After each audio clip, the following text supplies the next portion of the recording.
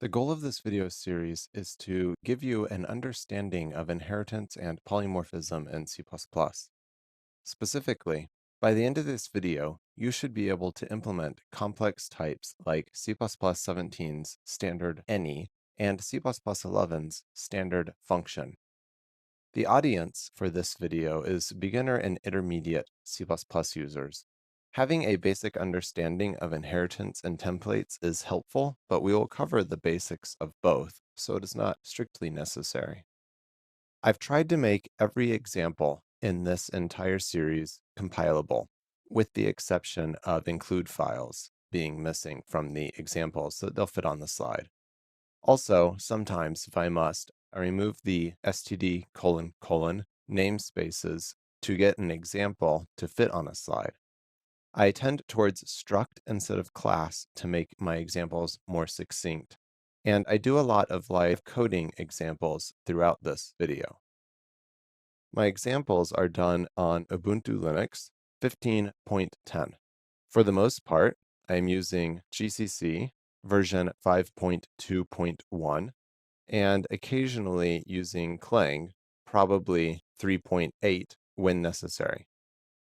I will be doing a lot of work in Vim, and I have this tool set up so that whenever I save, it compiles and shows us the errors and warnings that have occurred.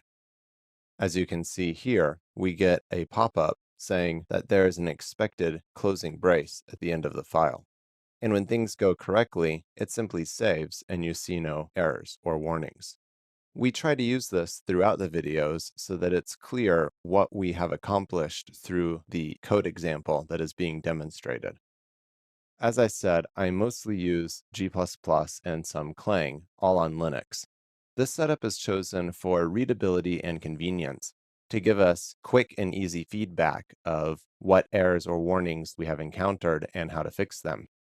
But all of the techniques presented in this series have been tested on Visual Studio, and all the code samples should work on any C++ 14 capable compiler. Throughout this video series, we'll be discussing compile time and runtime polymorphism, how they relate to each other, how they can be used together, and in some cases, blurring the lines between them. In C++, compile time polymorphism takes the form of templates. Templates allow you to specify at compile time what types you want to work on. The standard library is full of examples. In fact, the standard library is traditionally known as the STL, or the standard template library. You have, for example, vector, which you tell it what type you would want the vector to contain, list, and map, which takes multiple types, the key and the value.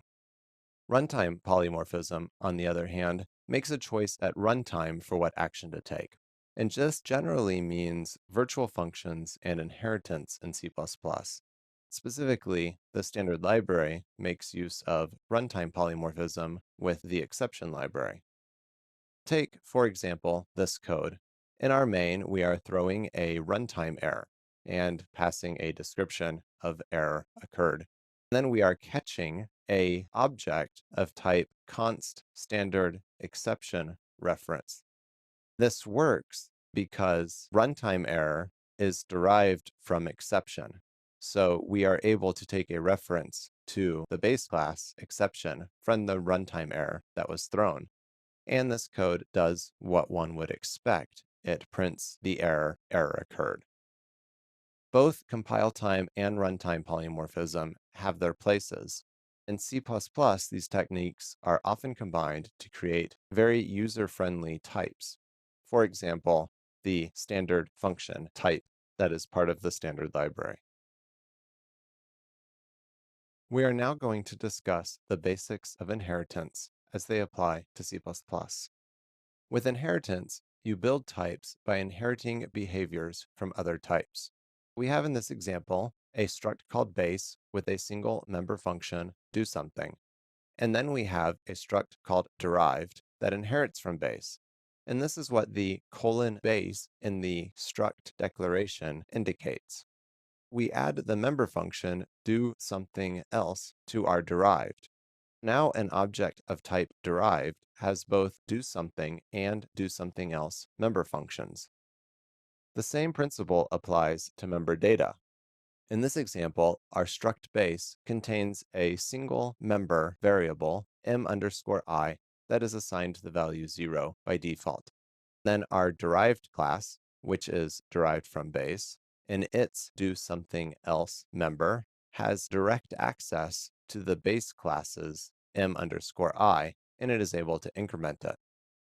It is always a good idea to use member initializers in C++ when initializing member data. In this example, we have our struct base with our base constructor that takes a single parameter of an integer I. And with this :m_i, and we pass in the I, we are telling the compiler that we want the member variable m_i to be initialized with the value that was passed in the parameter I. Again, this principle applies also to calling base class constructors. In this example, we have our struct base that has a single constructor with a single integer parameter. Then in our derived, in its default constructor, we are able to say :base paren 5 close paren. In this case, we are indicating that we want the base class constructor that takes an integer to be called when we call the default constructor of derived. To bring all of these principles together to the basics that you need to understand when moving forward in this video series, we have our base struct and our derived struct. Our base has a method called doSomething that adds 2 to the m_i member variable, and we can initialize the base class with our constant parameter that is being passed in. Then we have our derived class, and its default constructor. It tells base to initialize the member variable with the value 5. And in our doSomethingElse method of derived, we can increment m_i. In main, we default construct an object of type derived. We call doSomething, then we call doSomethingElse. And the question is, what is printed here? So when derived is default constructed, the base class constructor is called with a value of 5, and the initializer list passes 5 to m_i. We know that m_i starts with a value of 5. Then we call doSomething, which calls the base class method of do_something, which adds 2 to the value 5. Now, m_i is equal to 7.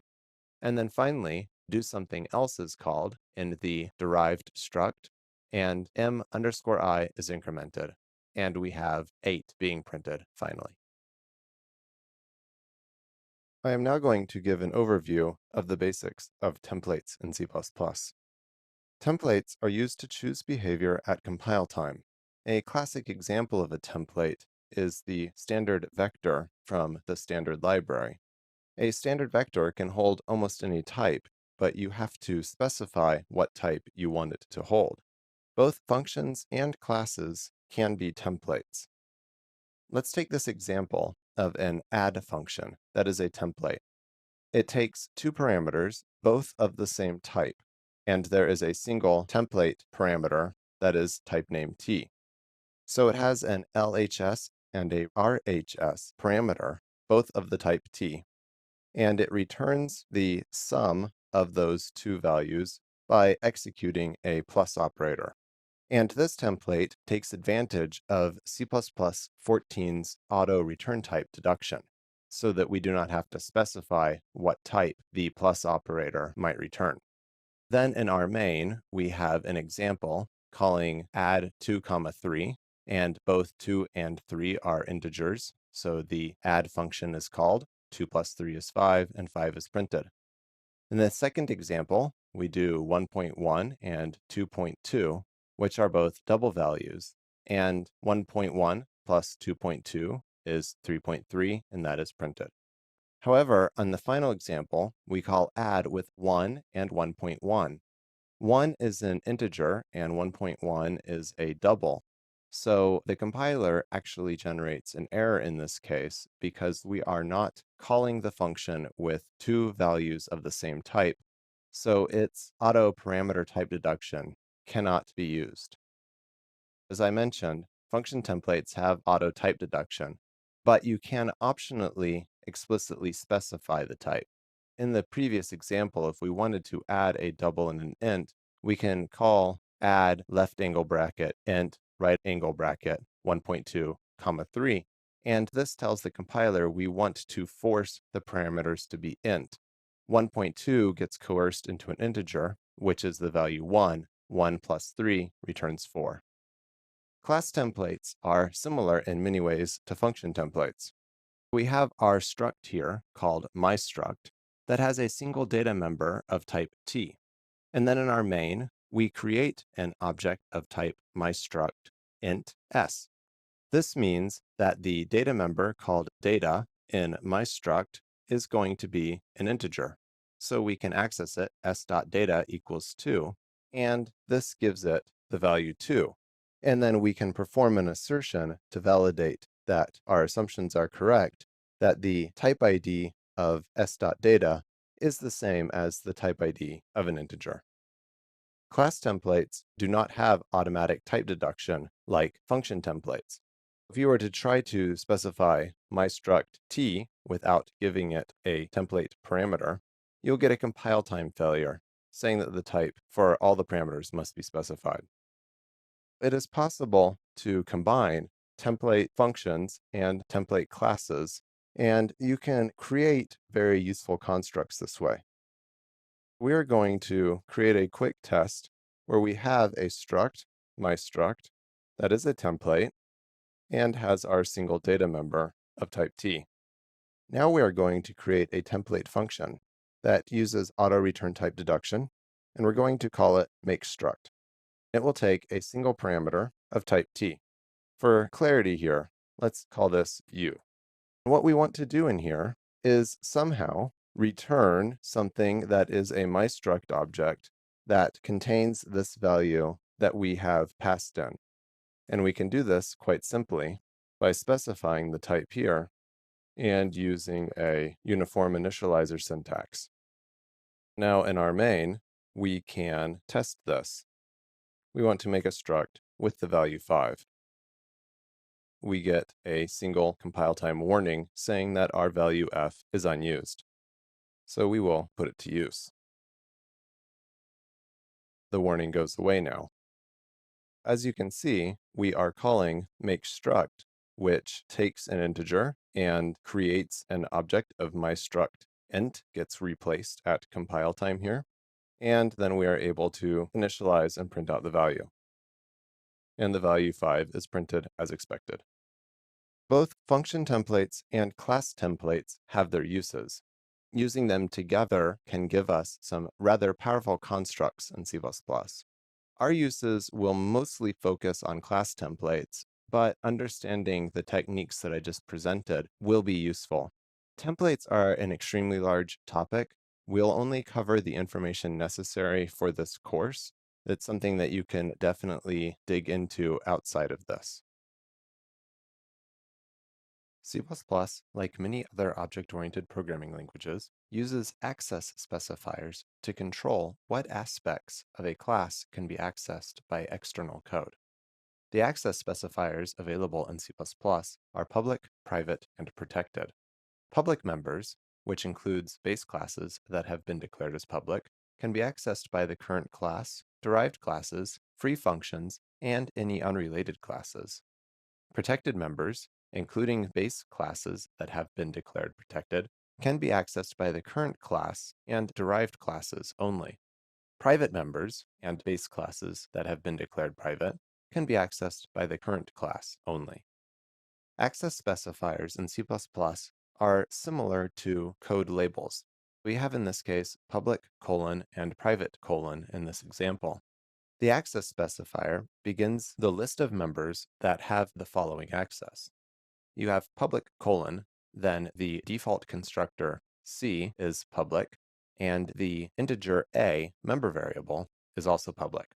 Then we have private colon, and the following value, the double D, is private only. In C++, the only difference between a struct and a class is the default access level.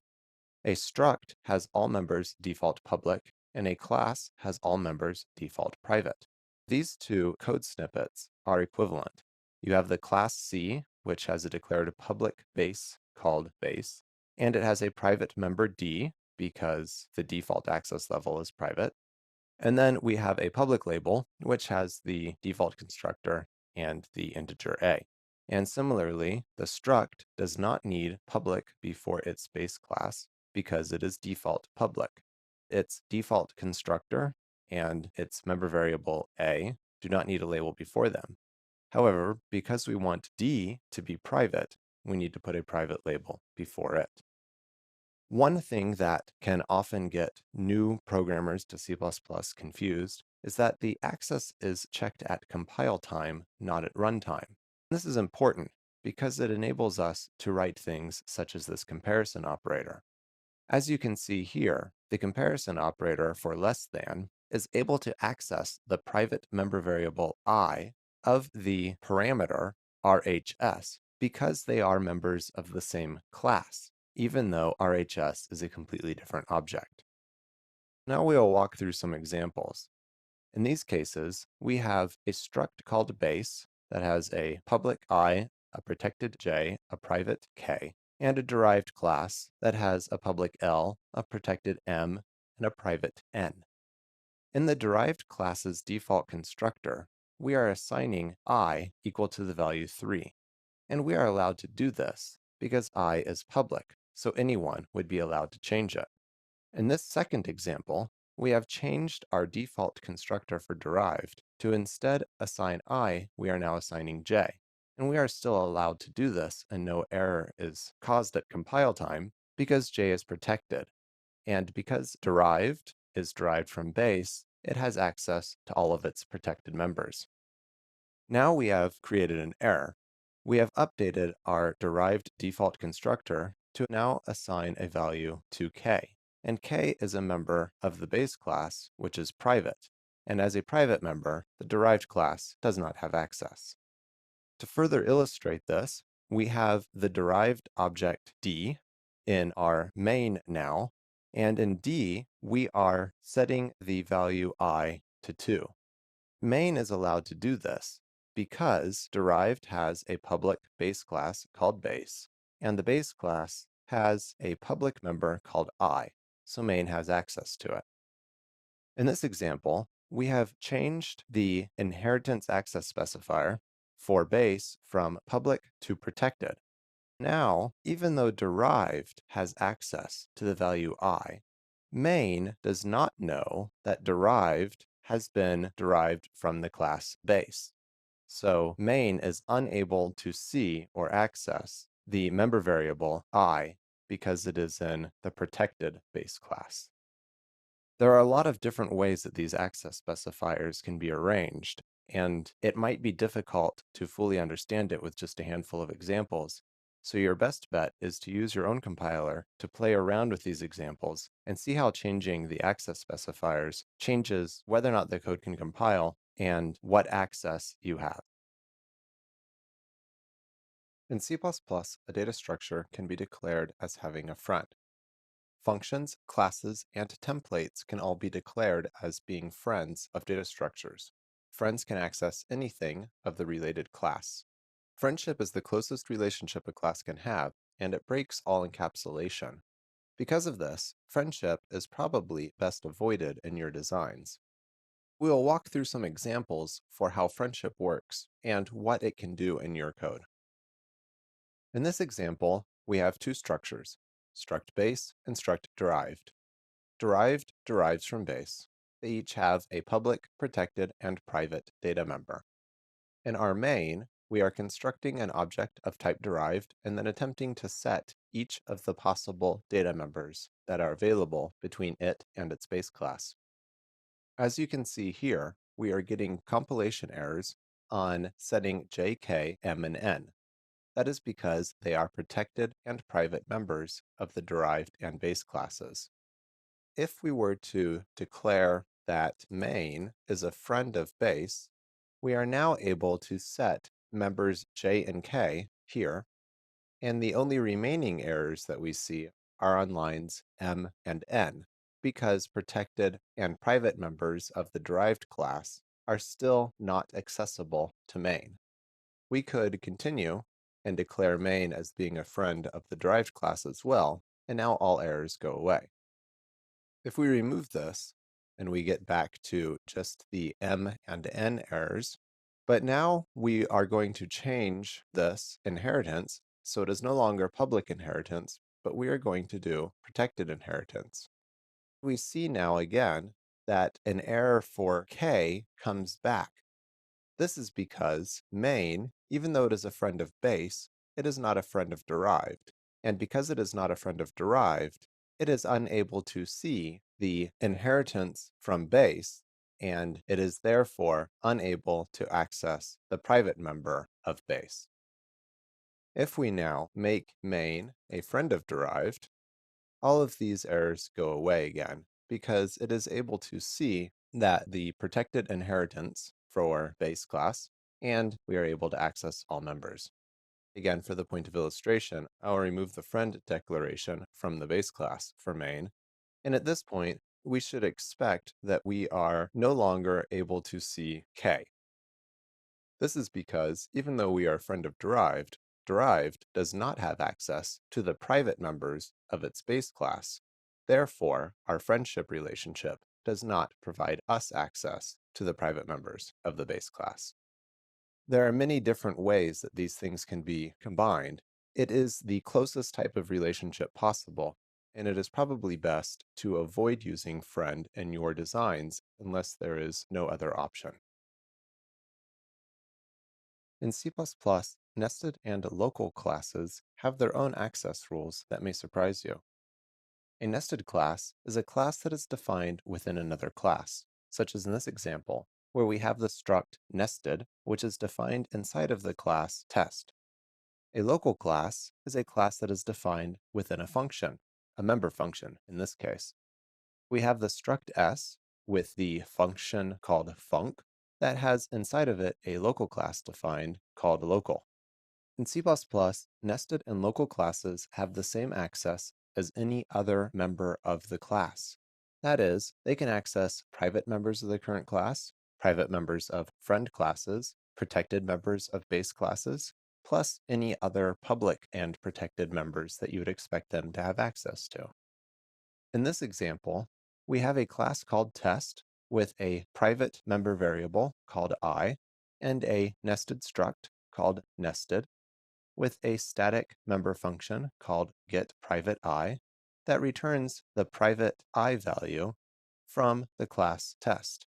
So in main, we default construct an object of type test, and then we pass that to our static function called getPrivateI. And this compiles fine without any compiler warnings or errors. This is because the nested class and its function have access to all of the private members of its containing class. The rules for local classes, as stated earlier, are the same. To illustrate this, I have created a quite a bit more convoluted example just to prove a point. We have a class called other, and it is declared that it wants the class test to be its friend. The class test has a private member I, and the class other has a private member j.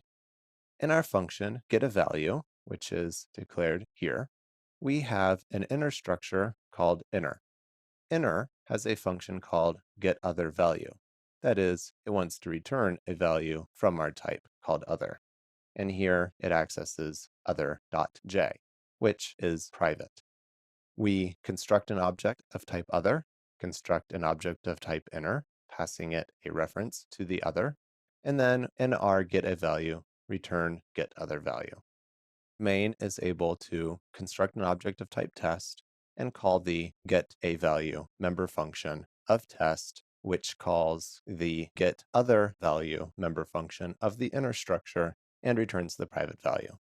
Again, this example is perhaps a bit contrived, but it illustrates a point that there are interesting things that you can do taking advantage of this. And if you combine it with C++14's ability to return values that are of inner class types, You can come up with some interesting ways of handling private data, keeping everything encapsulated still correctly while still giving users of your classes access to private data in interesting ways.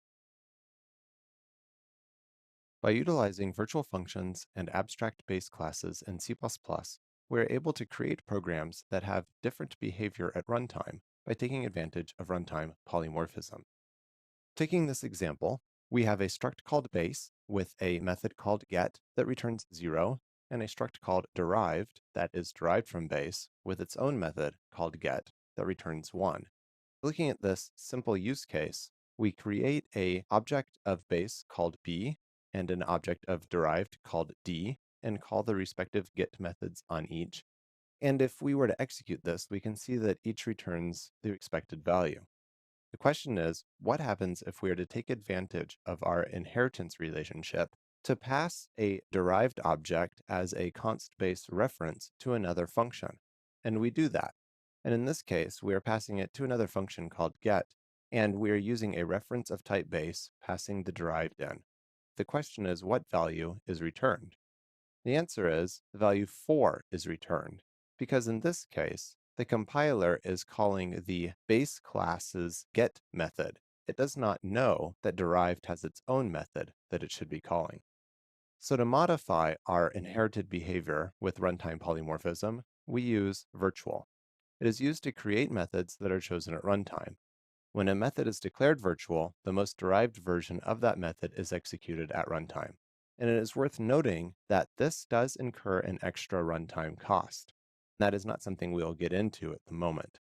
If a member of a derived class matches the signature of a member in the base class, the derived method is automatically virtual if the base class one is. So we modify our example. In this case, we have modified get to now be a virtual function in the base class. And then the derived version is going to override the behavior of the base class version. Now when we execute our get command by passing in a const reference of the derived object to a function expecting a const reference of the base, we see now that 1 is returned because the compiler is dispatching to the most derived version, and in this case, that is derived : get. It is possible to make functions that are called pure virtual. It is a virtual function that has this equals 0 at the end of it with no method definition. And in this case, you're required to implement the pure virtual function in any class that you want to be able to initialize. We're going to walk through this with some examples now. We have here our base and derived relationships, and we are constructing an object of type derived, and the compiler has no problem with this. We will now add a pure virtual method called doSomething.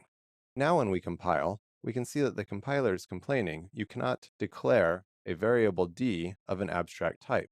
And d is an abstract type because it does not have an implementation of the pure virtual function doSomething. We will add our own implementation now in the derived class. Now when we save, we see that the compiler errors go away. We can further illustrate what is going on here by trying to create a base object.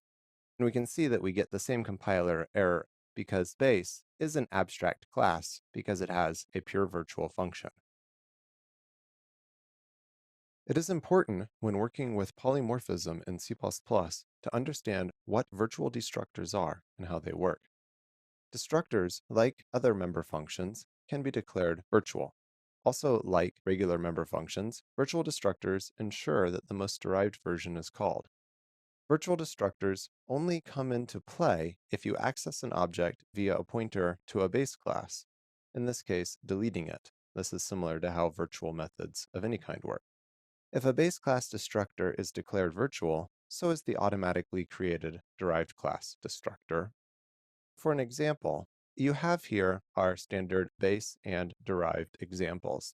In this case, we have implemented the destructor for each the base and the derived. And in our main, we construct a derived object and pass it to a pointer of base. This is a perfectly legitimate thing to do. And then we delete the base pointer. The question is, what is printed here?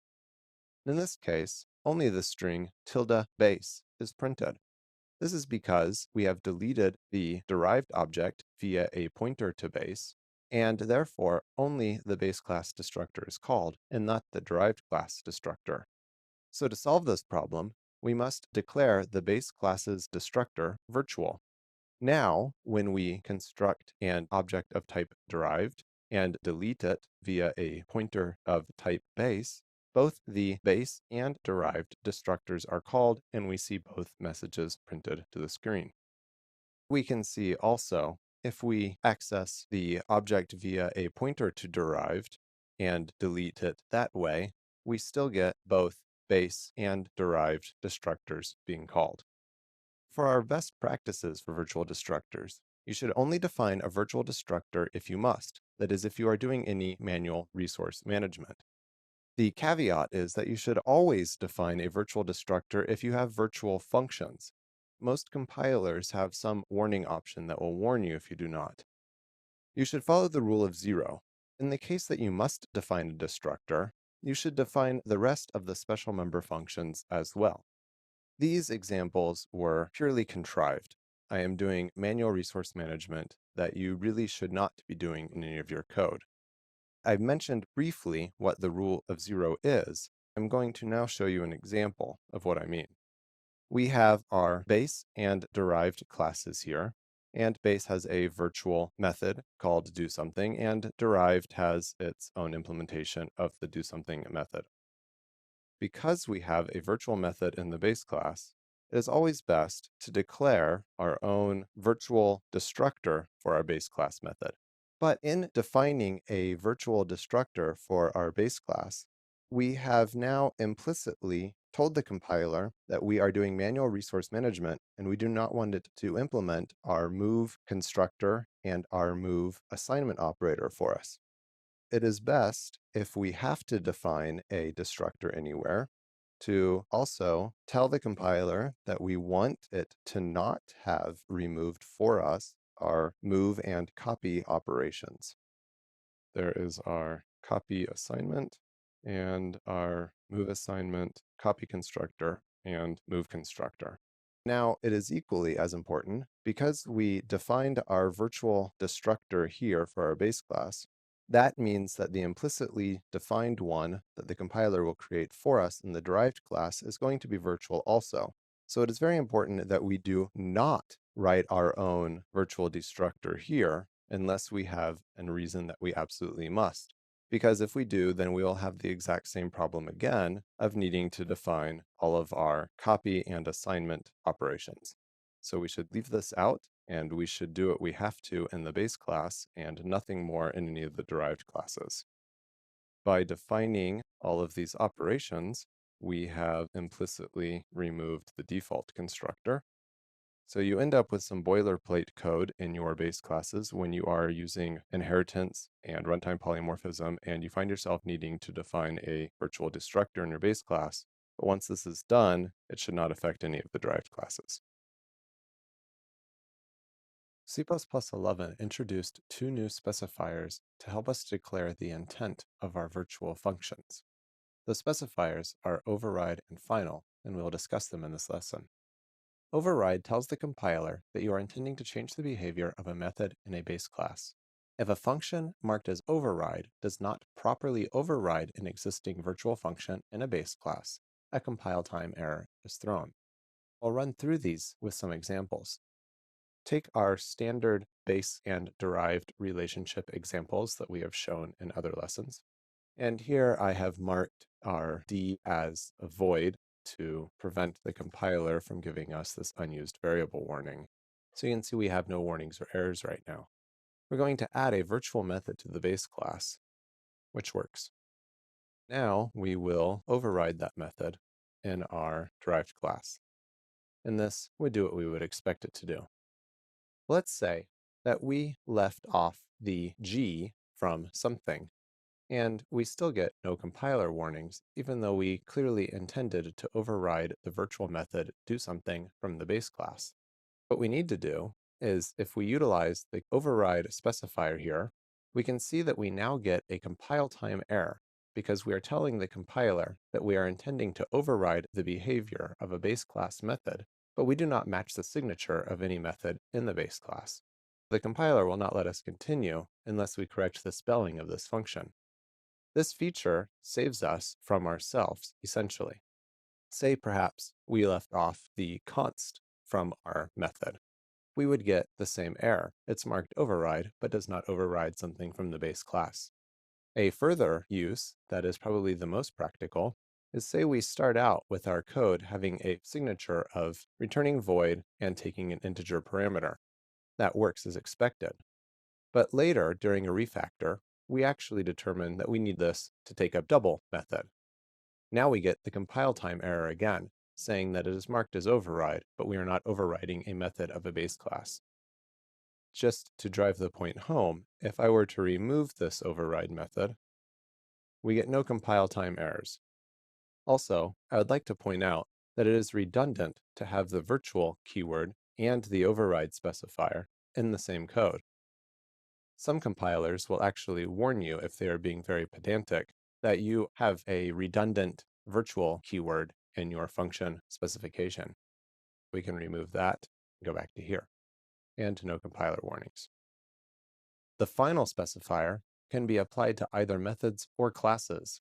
A class marked final cannot be further inherited from, and a method marked final cannot be further overridden. If a method marked as final does not properly override an existing virtual function, a compile time error is created, just as with override. For the sake of this version, let's create a new class called intermediate that is derived from base. Now we'll make derived inherit from intermediate. Everything compiles. Now we say that we want to have a function called do something that is the final version of this method overload. Now when we compile, we get overriding final function is not allowed, just as we would expect, because in derived, we are attempting to override this function. If we remove the version from derived, then the error goes away. Also, like override, if we were to mismatch our function signatures, we get a compile time error again. Compiler is telling us that we marked a method as final that does not override the behavior of any base class method. Interestingly, if we mark it as both virtual and final, but our function signature does not match, we are actually telling the compiler in this particular case that we want to create a new virtual function with a new signature. That is the final version, and it cannot be overridden. There is very little practical use for this. We could force the error to occur by marking the function as both override and final. Now that we're back to a compiling version, we can also specify that a class is final. We can say struct intermediate final. Now when we compile, we'll get a compile time error because derived is deriving from intermediate, but intermediate has been marked as final. For our best practices for this feature, you should always mark methods override if they override a base class method. And you should not use virtual on methods that are marked as final or override. It's redundant. As we saw in the previous example, it is possible to get yourself into a situation where you have semantic errors because you have marked a function as both virtual and final, and you are specifying a new function as opposed to indicating to the compiler that you are trying to override and make final that version of the method. For exercise 1 of chapter 2, I'm going to give you an example of an object factory that is not quite ideal and see if you can clean it up to apply some of the things that we have learned in this chapter. This file will be available to you in the resources for this video series as exercise 1-chapter2.cpp. What we have here is a base class and two derived classes that we can construct on demand using this makeObject function. MakeObject takes an enumeration of type, and depending on the value of the enumeration, it selectively constructs a base class object, a derived 1 object, or a derived 2 object, and it returns these as unique pointers to the base class. There are several things in this example that you would want to clean up and fix. We are using our tool that automatically builds the code whenever we save, and we can see that there are currently no errors showing up for this code. As with any of my lessons, I suggest that you pause here, attempt to clean up this code on your own, and then come back to see what solutions we have come up with. For this case, we have derived 1, which is deriving from base, and we have a function marked do something. Really should mark this as override because we are overriding behavior in the base class. That makes our virtual specifiers at the front of these methods redundant. So we save, and we now see that we are getting 2 compile errors. That is because we have actually misspelled something in our example here. We correct these, and we are back to getting no errors. Next, we notice that we are using virtual methods, and we are passing around pointers to the base class, but we do not have a virtual destructor defined for our base class. We'll define one, and we will make it the default version. Now also, because we have defined a base class destructor, we should apply the rule of 0 and make sure that we have all of the other default methods supplied. We want the copy constructor, the move constructor, the copy assignment operator, and the move assignment operator. Now we should expect no errors. Good, code compiles cleanly. At this point, the code is correct. However, it is worth making a few notes.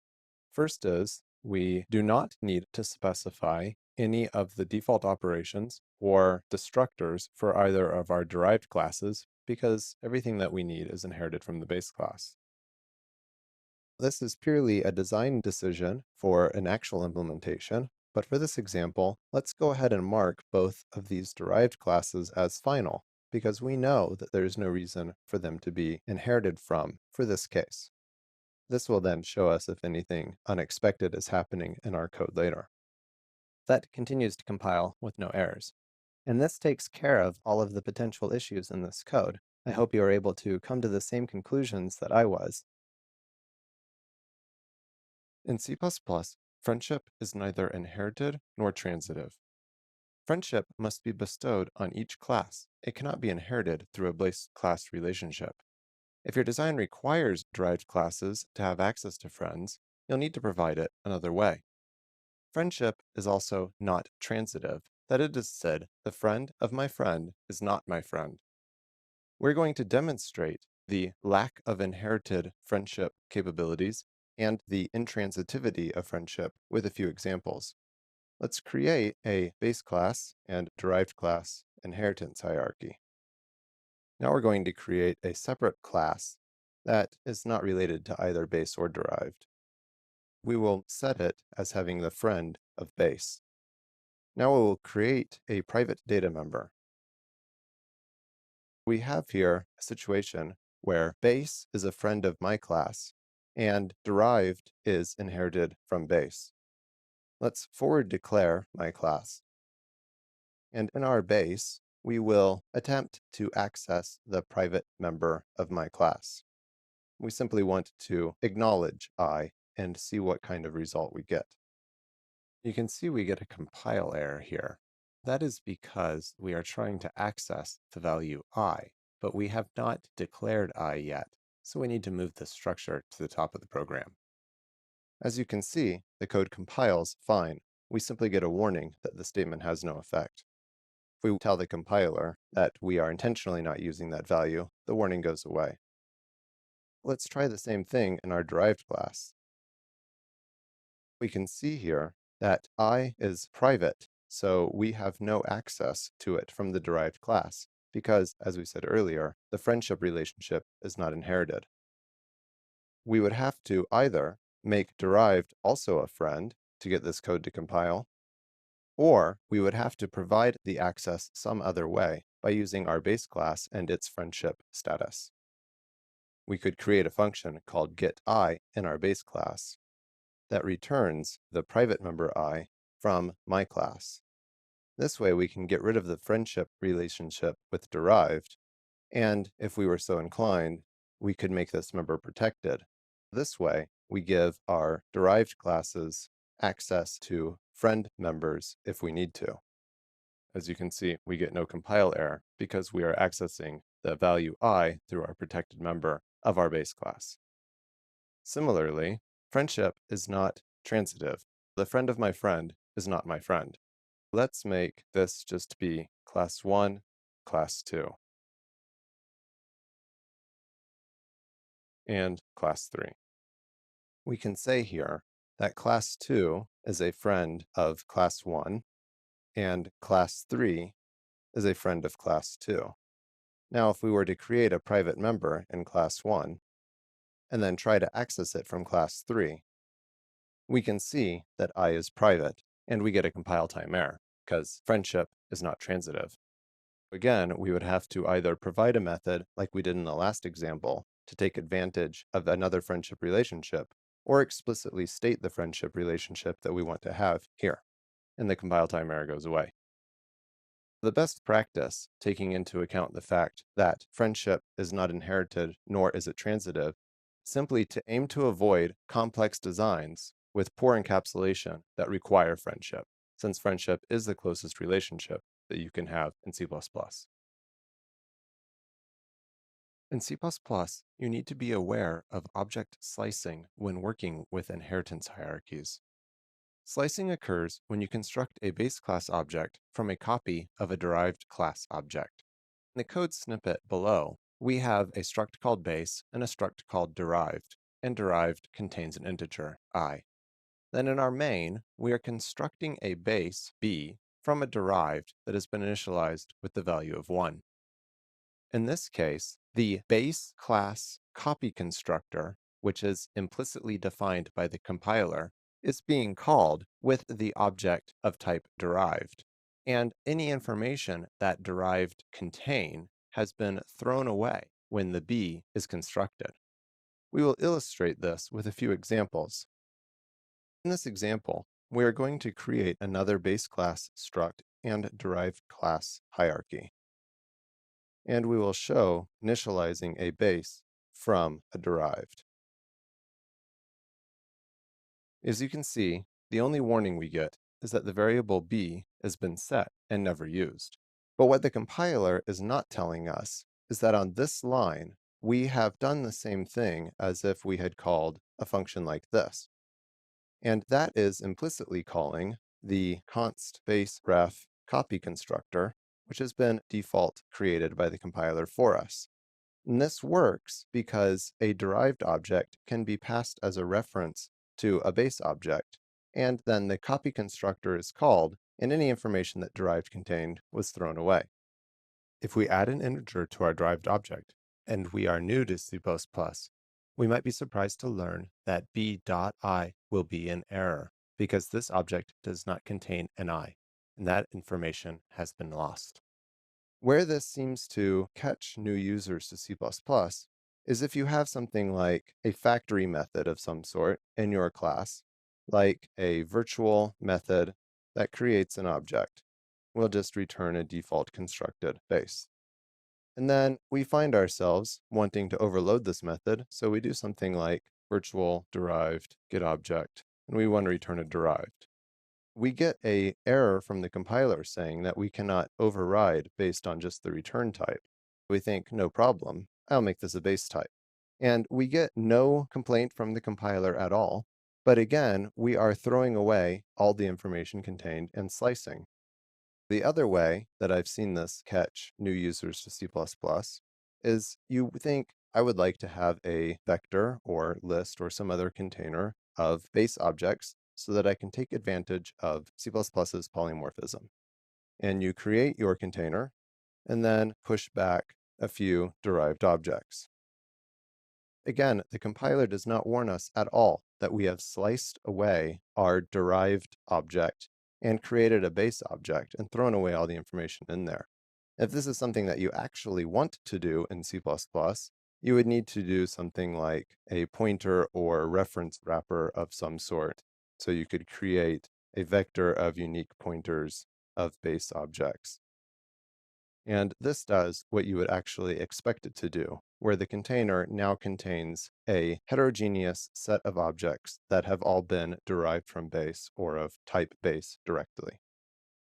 For our best practices to avoid slicing, you should be aware if you are passing objects in an inheritance hierarchy around by value, or returning them by value. You should be extremely careful when creating containers of base class objects. And you should use the tools available. It is possible that some static analysis tools may be able to alert you on unintentional slicing. I am aware of one tool that is able to do that, which is ReSharper++. We can see here with the ReSharper++ plugin for Visual Studio that we get a warning that we can mouse over to see possible unintended object slicing. Struct base is value initialized from derived struct derived. This is the only tool that I'm currently aware of that can warn you on this kind of issue. It is important that you understand the difference between overloading and overriding. They are very similar sounding concepts, but they are different. They can conflict with each other. Overloading is when you have multiple versions of the same function, such as these examples of do something with an integer parameter and do something with a double parameter. The compiler decides at compile time which of these two methods will be called based on which one is the closest matched to the parameter passed to the function. Overriding is when you modify the behavior of a function from a base class in a derived class, such as this example, where do something is an integer parameter taking function in the base class, and in the derived class, we have an overridden version of it, using the override keyword to make it clear to future readers of the code and the compiler what we are intending to do. And in this case, the compiler chooses at runtime which of these versions should be called based on the type of the object that has been instantiated. What happens if you try to overload a method in a base class?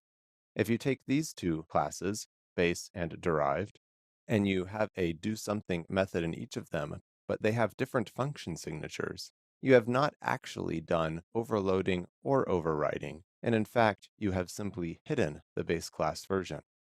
I will run through this with some examples now. In this example, we will create our two structures, base and derived, as were in the slides.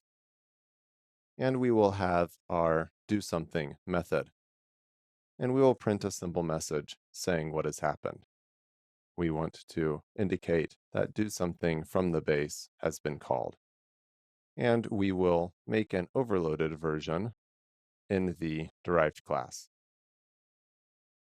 In our main, we will create an object of type derived, and we will call the do something method onDerived. We will call it with the value 1. We might expect that base : do something with a value of 1 is what will be printed, because we have passed an integer. An integer is the most appropriate type for the value that we are passing in. We will compile our example.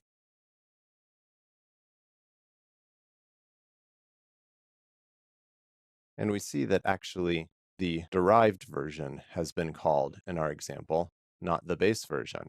And it doesn't matter what value we pass here, it is impossible to get the compiler to call the base class version.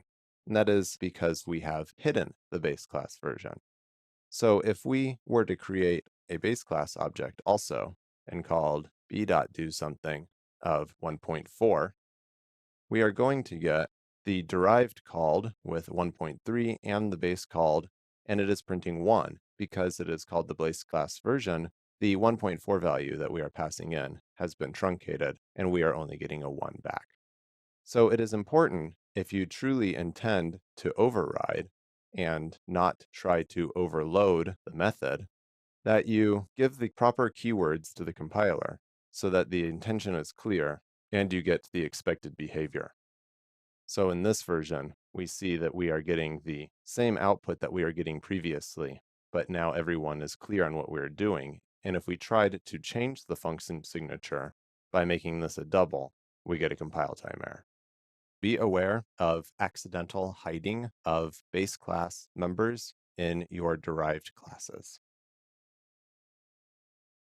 Using declarations in C++ can be used to great effect to clean up many potential issues in polymorphism and inheritance. A using declaration introduces a set of declarations into the declarative region in which the using declaration appears, according to the C++ standard. We will try to clear that up and make it a little bit more obvious what the standard is telling us. If you want to overload a function in a derived class that has been defined in the base class, and you do something like this, you actually are hiding the method from the base class. You're not really doing any overloading.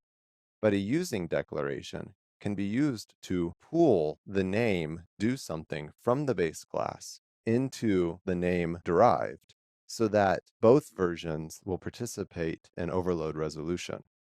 Similarly, if you have a case like this, where you have a derived class where you are calling a constructor of the base class and simply calling it directly without making any modifications or additions, you could instead pull the base class constructor into your derived class and clean up your implementation and have less repetitive code. We'll run over this with some examples. So in this example, we are going to create our base class and derived class standard examples. And we're going to create a do something method on each of them. In this example that we are starting with, we are going to hide the base class method with our derived class method. Now, if we create a derived class object and we call do something once with an int and once with a floating point number, we would like to see two strings printed, one that says do something int and one that says do something double.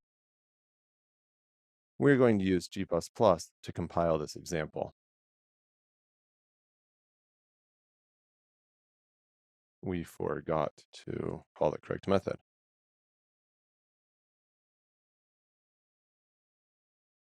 So what we get is the same string do something double printed twice. And that is because we have unintentionally hidden the base class do something integer overload by defining one in our derived class.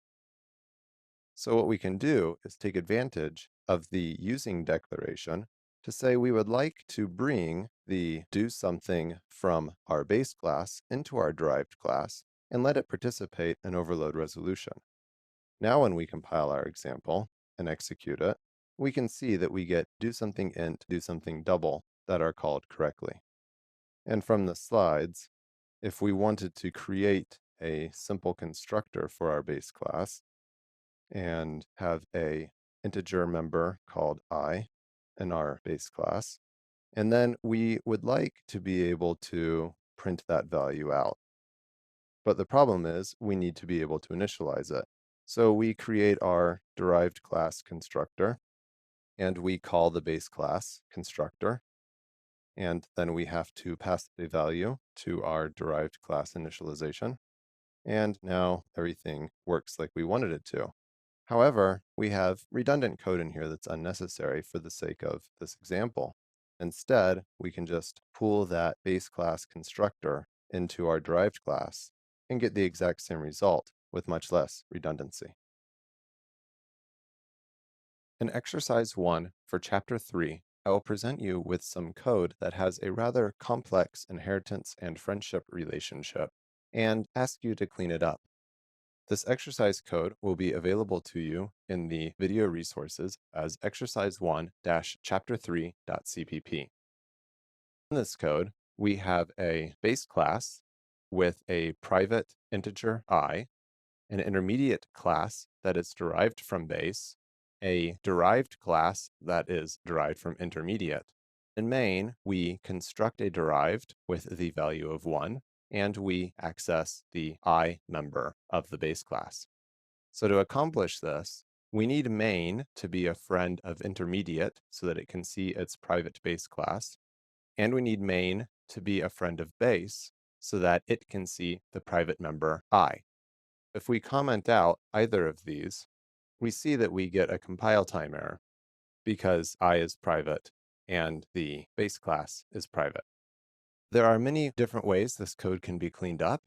As with any of my exercises, I strongly suggest that you pause here and see how you would go about cleaning it up and simplifying it and reducing potentially the number of friendship relationships, and then come back to the video. As we have stated before, friendship is the closest relationship that any two objects can have in C++. Let's start by removing them and see if we can get rid of them. As we know, we will have compile warnings. For the sake of this example, we've got our two rules here, that we must keep private inheritance and we must retain access to I from main. We get our build error because I is private. What we can do here is pull in our base class I and make our base class I protected. By using the using declaration and intermediate, we are able to make the value I available publicly to derived and to main. And this is a preferable option over friendship because friendship give access to all members, where using lets you give access to only the members that you need to give access to. We see that this is compiling without any warnings or errors. Now let's try to clean up these constructors. Let's pull in the base class constructor into intermediate, which compiles, and let's pull the intermediate constructor into derived. Now we have eliminated all friendship relationships. We have kept the invariants that we had specified in our comments that we needed to retain base class private inheritance in intermediate, and main still has access to I, and we have eliminated all of our redundant constructors. I hope that you were able to come to similar conclusions in your reworking of this code. In exercise 2 for chapter 3, I'll present you with some code that has a very subtle logic error in it and see if you can discover it. This example code will be available to you in the video resources as exercise 2-chapter3.cpp. What we have here is two print functions, one that prints a character, one that prints an integer. And in our main, we are constructing an object of type derived, and we are printing the character A. If we were to use Klang's -w everything option, which enables a wide range of compiler warnings, and compile this code, we can see that we get no warnings at all. As with all other of the exercises, I suggest that you pause here, see if you can discover the error yourselves, then come back to the video to see what we have found. The first thing that we should do, now that we know that the code compiles cleanly, is actually try to execute it. And we see that we get the integer value back, 65, not the character A as we were expecting. And that is because in our derived class, by defining our own print method, we have not overloaded print, we have hidden it. To get this code to behave as we expect it to, we should pull in the base class print method into ours so that it will participate in overload resolution with the base class and derived class versions. Now, if we compile, we get a capital letter A printed as expected. If we wanted to, we could also print a number. And we can see that the compile time overload resolution does its job as expected. Hopefully, you were able to find this logic error on your own when you worked with the exercise. C++ supports covariant return types. And what this means is that a return type can be changed if the base class function returns a pointer or reference to an object that is a direct base of a derived class function return value. This is a lot of words, but what it practically means is that we can take code like this, where we have a getChild method in our base class that returns a reference to base, and a getChild override method in our derived class that returns a reference to base. We can instead have this return a derived class reference with getChild. And the compiler allows this because base is a direct accessible descendant of derived. Therefore, we can take advantage of covariant return types to modify the return type of the getChild method in our derived class. Similarly, we could return a pointer instead of a reference. There's many different ways that covariance can be useful and many ways that it can go wrong. And some things that you expect to work don't necessarily work, so I'm going to run over some examples now. Starting with our simple base class derived class relationship here, let's take a slightly different route than we did in the slides, and we are going to create a factory method. We have a base getObject that returns a reference. For the sake of this example, we will have it simply return a pointer to this. And our derived class is derived from base, and it'll have a derived getObject. It also returns this. And we will make this virtual, and we'll make the derived version of getObject override. We expect this to compile with no problems, and it does. Similarly, we can have these each return pointers instead of references. That works fine also. What if instead we are thinking, well, this really doesn't do much good, simply returning this. We want something that's going to construct a new object. We have it return a value of base. This gives you a compile time error because you cannot use a covariant return type that is a value. It has to be a pointer or a reference. You might think that you could use covariant return types for something like a factory method. So you're thinking, this is helpful. I'm going to have it return a unique pointer of derived, and we're going to return a make unique of derived. Similarly, here for the base class, unique pointer of base, make unique. Kind of case where you might see this come up is if you are thinking, well, I need to write a clone method that can clone the object no matter what its actual implementation is. And we need to include the memory header.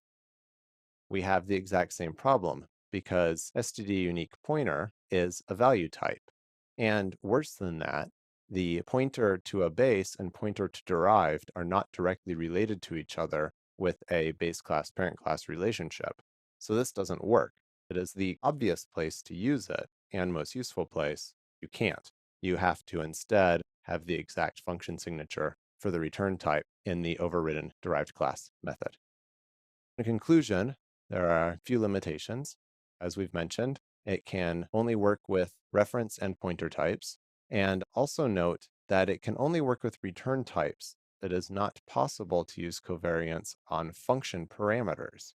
The types must be directly related, so it cannot work with smart pointers, which is the most obvious place where you would often want to use covariant return types. Unlike many other object-oriented programming languages, C++ supports multiple inheritance. With multiple inheritance, a single class can inherit from multiple base classes. In this example, where derived inherits from both base 1 and base 2, and it can be passed as a reference to base 1 or base 2 function parameters. All that compiles with no problem. And you can specify separately for each base class what level of access you want for the inheritance. So in this particular case, we have made base 1 privately inherited from derived. So we get a compile time error because the base for derived called base 1 is not accessible. But we could make the reference to base 2 and things would continue to work. Multiple inheritance can also be used to implement multiple virtual functions from different base classes at the same time. In this example, we have base 1 and base 2 both coincidentally have a pure virtual function called doSomething that takes no parameters and returns void. And in derived, we simply implement that function once, and we are able to construct an object of type derived, and it is not a pure virtual base class. But we can run into some problems when we're using multiple inheritance. For example, in this case, base 1 and base 2 both have publicly accessible integers of name I, and if we were to try to access an integer of name I from our derived class, we get an ambiguous I error. So we must explicitly scope that we want base 2 to be the version that we want to set, and then we get no error. Surprisingly, we still get the same problem even if one of these i's is private. That is because the name lookup occurs before the access level lookup is resolved. I'll run through a few examples to show some of the other caveats with using multiple inheritance. We will create our two base classes, base 1 and base 2, and they each have an I. And we will create our derived struct that is derived from both, and a main that attempts to create an object of type derived and set I. You can see we have a spelling error here. We correct that, and we get a request for I is ambiguous, which is what we expected from the slides. We can explicitly specify that we want to access the I from base 1 or the I from base 2. And we can also see that these two are in fact distinct values. We could see out d dot base 1 I and base 2 and set them to two different values. And we would expect that 3 and 4 are printed when we compile this program. We forgot our IO stream header, and we execute it. We get 3 and 4, since those two i's are distinct values. It is impossible to derive from the same class twice using multiple inheritance. We get a duplicate base class base 2. This is interesting because even if we thought that this was a good idea for some reason, how would we ever know which version of each base 2 we wanted to call? What would this look like? So that doesn't work. As we can recall from the slides, we have the same problem with namespacing if one of these is a private I. So even though we would think that main should have no access to it, we still get a compile time error. But what happens if there is only one value of I? Let's get rid of these. We have no problem. But what if we have the two values again, but one of them comes from a privately inherited base class? Now we'll make base I private. See that we still get a compile time error, even though it is possible that only one version of I should be visible to main. So for the notes for this lesson, you should be aware of ambiguous access when you're utilizing multiple inheritance. You can use explicit namespace scoping to resolve ambiguities. You cannot inherit from the same class twice, and you can override the same named and signatured virtual member from multiple base classes with one function in C++. With C++'s multiple inheritance capability, it is possible to end up deriving from the same class indirectly multiple times. It is not possible to derive from the same class directly multiple times, but we can end up with situations like this. In this case, our derived class is deriving from the structs base 1, base 2, and base 3, each of them deriving from common. In this example, we actually have 3 instances of the base class common in our inheritance graph. The virtual keyword exists in C++ to merge common base classes. In this example, we have base 1, base 2, and base 3 still all deriving from the base class common, but now, by utilizing the virtual keyword, we only have one instance of the base class common in our inheritance graph. And it is entirely possible to create situations like this, where we have some merged and some unmerged common base classes. We're going to walk through some examples now to show what the implications of all this are.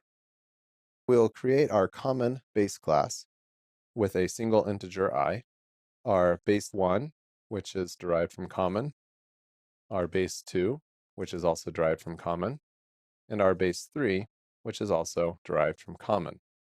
Now we'll create the class that we actually intend to interact with, which is called derived, and have it inherit from base 1, base 2, and base 3. Now in our main, we'll create an object of type derived, and we will, using explicit scoping, set the i's that are accessible through each of the base classes to different values. So we'll set the first one to 1, the second one to 2, and the third one to 3. And now we will include our IOStream header so that we can print each of these values. We will print d base1.i, d base2.i, and d base3.i. We have a syntax error here, repeated multiple times.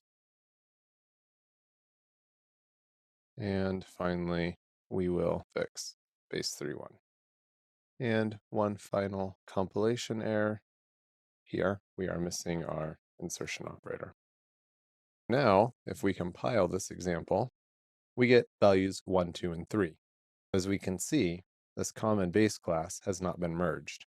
Now, if we set them all to virtual inheritance and compile again, we'll see that the values are all the same now. They are all equal to 3 because that is the last value that was set, and they all end up referring to the same I. Similarly, if we are to remove the virtual keyword from one of these, so we've removed it from base 2, we would expect that the base 1 value is set to 1, base 2 is set to 2, then when base 3 is set to 3, what we are actually setting is the value I that is merged between base 1 and base 3. Now we expect that our output will be 3, 2, 3, because 1 and 3 have been merged. We can see now that the compiler is giving us a warning because we have a mismatch of virtual and non-virtual common base classes. And this can be helpful, and one reason why you should make sure that your warning levels are turned up as high as you can. Virtual can be used to merge multiple similar base classes, and you should be aware of unmerged common base classes and try to utilize your compiler and whatever tools you have to help you catch those. In general, you should try to avoid inheritance diamonds, particularly with base classes that have member data, because of this kind of ambiguity that can occur. Constructors, like other member functions in C++, can be declared private. If all constructors are declared private, the object can only be constructed with a factory method or by a friend, and private constructors essentially make it impossible to inherit from a class, but final should be preferred if that's your ultimate goal. Take this example, angle. In this class, we have conceptually two different ways of creating an angle, one by degrees and one by radians. For the sake of this example, we store our angle as degrees internally. We could not create two different angle constructors that both take a double. There would be an ambiguity or a duplicate name. What we can do instead is make the actual double constructor private while providing degrees and radians factory methods that are static. So if you call the method called degrees, then it just simply passes that value to the internal degrees and returns an angle object. If you call the factory method radians, then it converts the radians that are passed into degrees, stores that locally, and returns the object to you. Protected constructors can prevent a base class from being instantiated without requiring pure virtual methods to be used. In this example, we have our struct called helper that has a protected default constructor, and we are inheriting helper in my class. And we cannot create a helper because its default constructor is protected, but we can create a my class object because its default constructor is public, and it is able to access the default constructor for helper.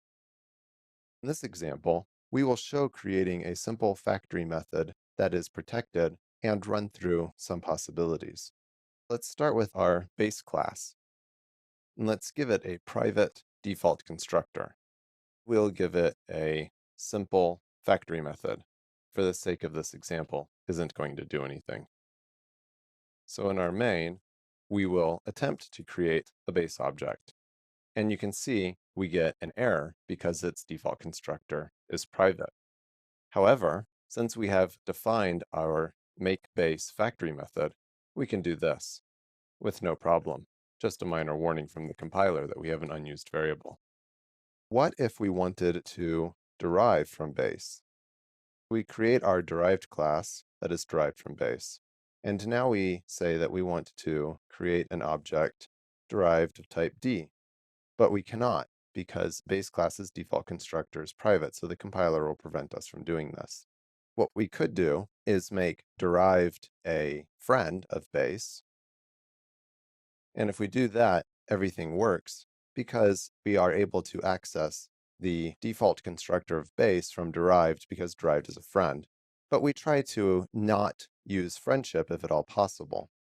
Essentially, what we've done by making our default constructor private is make it impossible to derive from base without taking a friendship route. And if really that was the goal, we should have marked the class final instead. Then we get a more obvious warning from the compiler. We cannot derive from final base class base and derive type derived.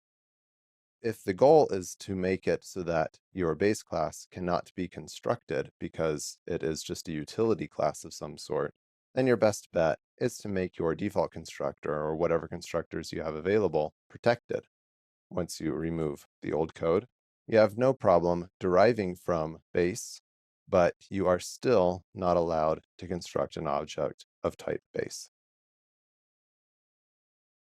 Similarly to any other method in C++, destructors can be declared private. With private destructors, object lifetime can only be managed by friends or explicit lifetime management functions. Take, for example, this code we have. We have a struct called base that has a private destructor. And in main, we attempt to create an object of base B. And theoretically, we can create one, but we cannot destroy it. So that makes it impossible for us to create it on the stack. Like protected constructors, protected destructors can be used to prevent a base class from being constructed.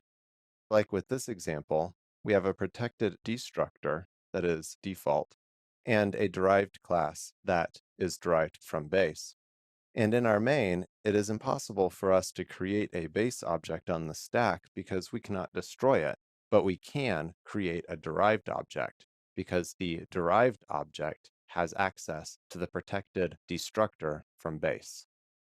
Let's start with these simple examples of a base with a private destructor. We'll create it default. Now in our main, we will attempt to create a base. And you can see we get a compile time error that we cannot create it because the base destructor is private and inaccessible. But it's not quite accurate to say that we can't create one. We can actually create one on the heap if we were so inclined. We can create it, but then if we try to delete it, we're going to get again a private base destructor error. Where this can come in helpful is if you have a particular reason to manually manage the lifetime of an object. We could create a function that returns a base pointer, make it static, return a new base, and then we can have a destroy that takes a base pointer. Then we can use these two methods, destroy p. And this works because base has access to its own private destructor. And combined with a private constructor, we can explicitly manage the lifetime of any base object that's created because we know that no one can create one or destroy one without going through our methods. However, this is poor because we are doing manual memory management, and there's no reason we should be doing that in C++11 since we have our smart pointers. If this is a technique that you need to have access to, it'd be best to use automatic memory lifetime. So we have our destroy method that can delete it, and in here we could do some sort of bookkeeping. Now we want our create method to return a unique pointer of type base that takes its own deleter, and our deleter in this case will be the decal type of our destroy method. Because the constructor for unique pointer is explicit, we need to manually call it and cannot use make unique in this case.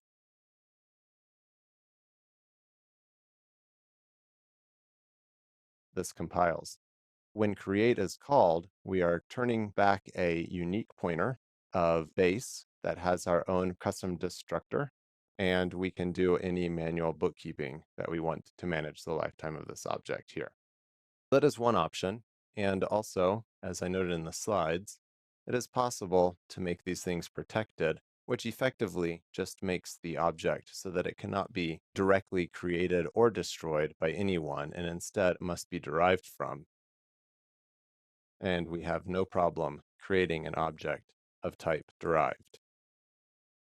It is also worth noting that if you're going to use private constructor and destructor, you could have yet another different utility for this.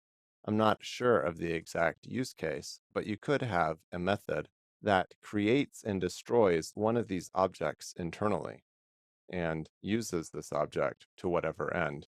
And this is perfectly allowed because the struct base has access to its own private constructors and destructors. We can call base do something. In this case, we are able to create our base object on the stack, which is more efficient than heap management with no errors, no problems.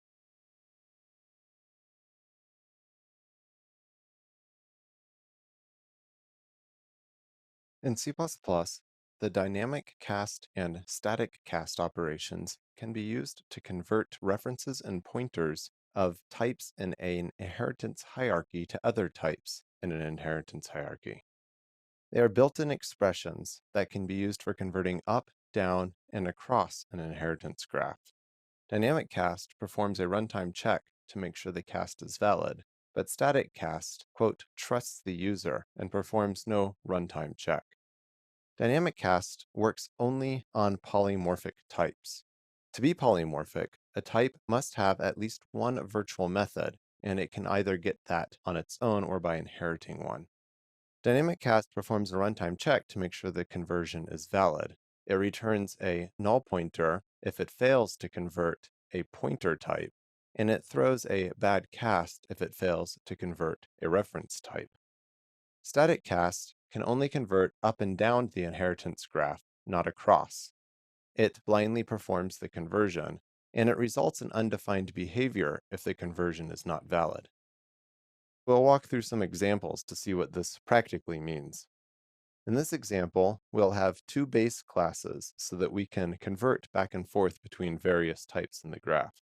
We've got base 1 and base 2, and our derived class, which will derive from both base 1 and base 2.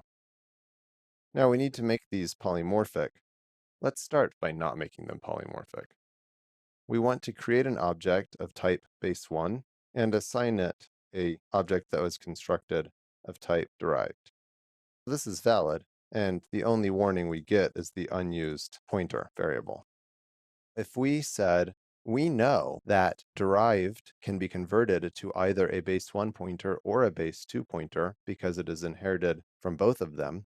So we want to do a dynamic cast to a base 2 pointer from our base 1 pointer. Now if we attempt to compile this, we get a compile time error because it is not polymorphic. We'll add our virtual destructor so that we get the polymorphic behavior that we want. Compiles without a problem. But notice that if we try to use a static cast here, we get an invalid static cast conversion. This is because static cast cannot convert across an inheritance graph. Static cast, however, has no problem casting up or down in the inheritance graph. It simply warns us that we're creating a statement with no effect. We will give it something to do, and now we have no warnings or errors. We get no complaint from static cast, even if we were to do this, where we are creating an object of type base 1 and then trying to static cast it to a pointer of type derived. It doesn't do any runtime check. This code will compile and appear to run correctly at runtime, but not give us the desired behavior. Instead, what we'll do is a few tests to see what the compiler does in these cases. In this case, we will print out the pointer value for base, and then we will print out the pointer value for the cast object, attempting to cast it to derived. Let's include IOStream and correct any compile errors we have. Now let's compile, set the appropriate C++ standard. Now when we execute, we see that the object was properly constructed and we get a pointer value for the first, but we get a null pointer for the second one. And this is because we tried to use dynamic cast to a type that it actually was not. So if we change this to say that we have a derived, and now when we compile and execute, we can see that we actually get back not a null pointer. Similarly, if we have an object of type base and we try to do a dynamic cast, this time we're going to dereference the pointer and try to cast it to a reference of type derived. We have a compile error here because we left off the 1. And we cannot write out a value of a derived reference. So we will, for the sake of this example, dereference the reference to get us back a pointer, so we have something to print. Now when we compile and execute, we get a exception thrown at runtime of bad cast, because the dynamic cast is protecting us because it is not possible to convert this type of object base 1 to a derived reference. If we go back to having this as a type derived and compile, we see that we get back the same results. If you're familiar with C++ cast, you might be asking, what about reinterpret cast in this case? Reinterpret cast does not know how to properly convert across the inheritance graph. So it will force the conversion that you ask it to do. Even if it would be correct, it can actually return the wrong pointer value. In general, reinterpret cast should be strongly avoided in your code, especially when converting between objects in an inheritance graph. In this lesson, we're going to learn what mixins are and how they can be utilized in C++. Mixins are code snippets that can be added to other classes. C++ doesn't support true mixins, but instead we can use multiple inheritance to emulate them. Let's take this example. We have a struct that we have named Mixin, and it provides a sum method. And then we have a struct called pair with a left-hand side and a right-hand side that is inheriting from Mixin. Then in our sum method at the bottom of the example, we can simply call the method that we have inherited from our base class. So this is a way of providing code to our classes without making free functions. In general, we create classes that provide helper functions, and then we inherit from them. There is a technique in C++ called the curiously recurring template pattern. It is abbreviated CRTP. And the idea is that we can give one of our base classes knowledge of the current class. In this example, we have our struct called pair again, and now we are inheriting from Mixin and passing it a template parameter that is ourselves. And this is perfectly legal C++ code. And then we simply pull in the sum method into our namespace using a using statement. So with CRTP, we can refer back to our own name in a template base class. And this allows the template base class to safely and efficiently access our members. It is safe inside of the base class to static class to the derived class because we know that we have been derived from it if the class is being used correctly. For our example case, this is what our Mixin template looks like. It is a template that takes a single parameter, type name t, and the name is Mixin. And then we have a sum method that casts this pointer to the t pointer type and accesses the left-hand side and right-hand side member data, sums them together, and returns the result. With this example, we take advantage of C++ 14's auto-deduced return types to make a simple and clean implementation that will work on any type with an operator plus that has been defined. The full example looks like this. We have our Mixin struct that is a template with one parameter, and then we have our struct pair that inherits from a Mixin where we pass pair in. And the Mixin is able to safely and efficiently access our left-hand side and right-hand side values. In C++, it is possible to both declare a function as pure virtual and provide an implementation for it. Taking this simple example, we have our base struct with a pure virtual method called doSomething, and then we are providing an implementation of doSomething. The base class is abstract because it contains pure virtual functions. However, a default implementation is provided so that the derived implementation can choose to use it.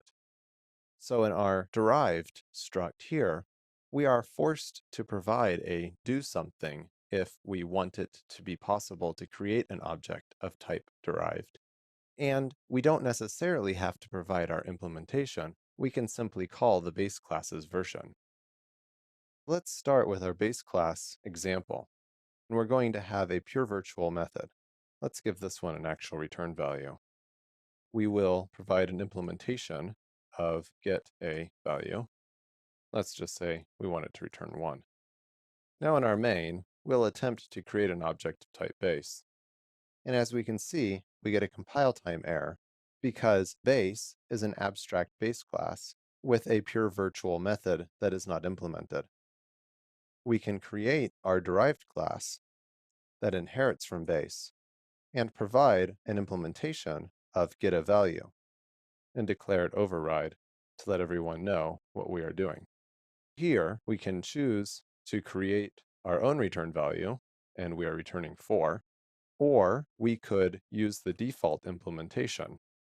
This technique has interesting consequences. If you want to make a class that cannot be instantiated, but you still want to be able to provide default implementations of some methods, or if you simply have a design that requires your user to acknowledge that there are pure virtual methods that they need to address, but still give them a reasonable default, you could use this technique. In exercise 1 of chapter 4, we will practice creating a mixin. The source code for this lesson will be available to you as exercise 1-chapter4.cpp. In this example, we have a struct called int that has a single value called value, and it has an operator less than that has been provided. The goal is to create a mixin that utilizes the less than operator to provide equals, greater than or equal to, not equal to, and less than or equal to comparison operators. At this point, I suggest that you pause this video and see if you can create this mixin on your own before coming back to see what we do. The first goal will be to create an example code that tries to utilize all of these different comparisons. We'll create a left-hand side and a right-hand side. We will test them. Let's start with left-hand side less than right-hand side. This compiles without any error.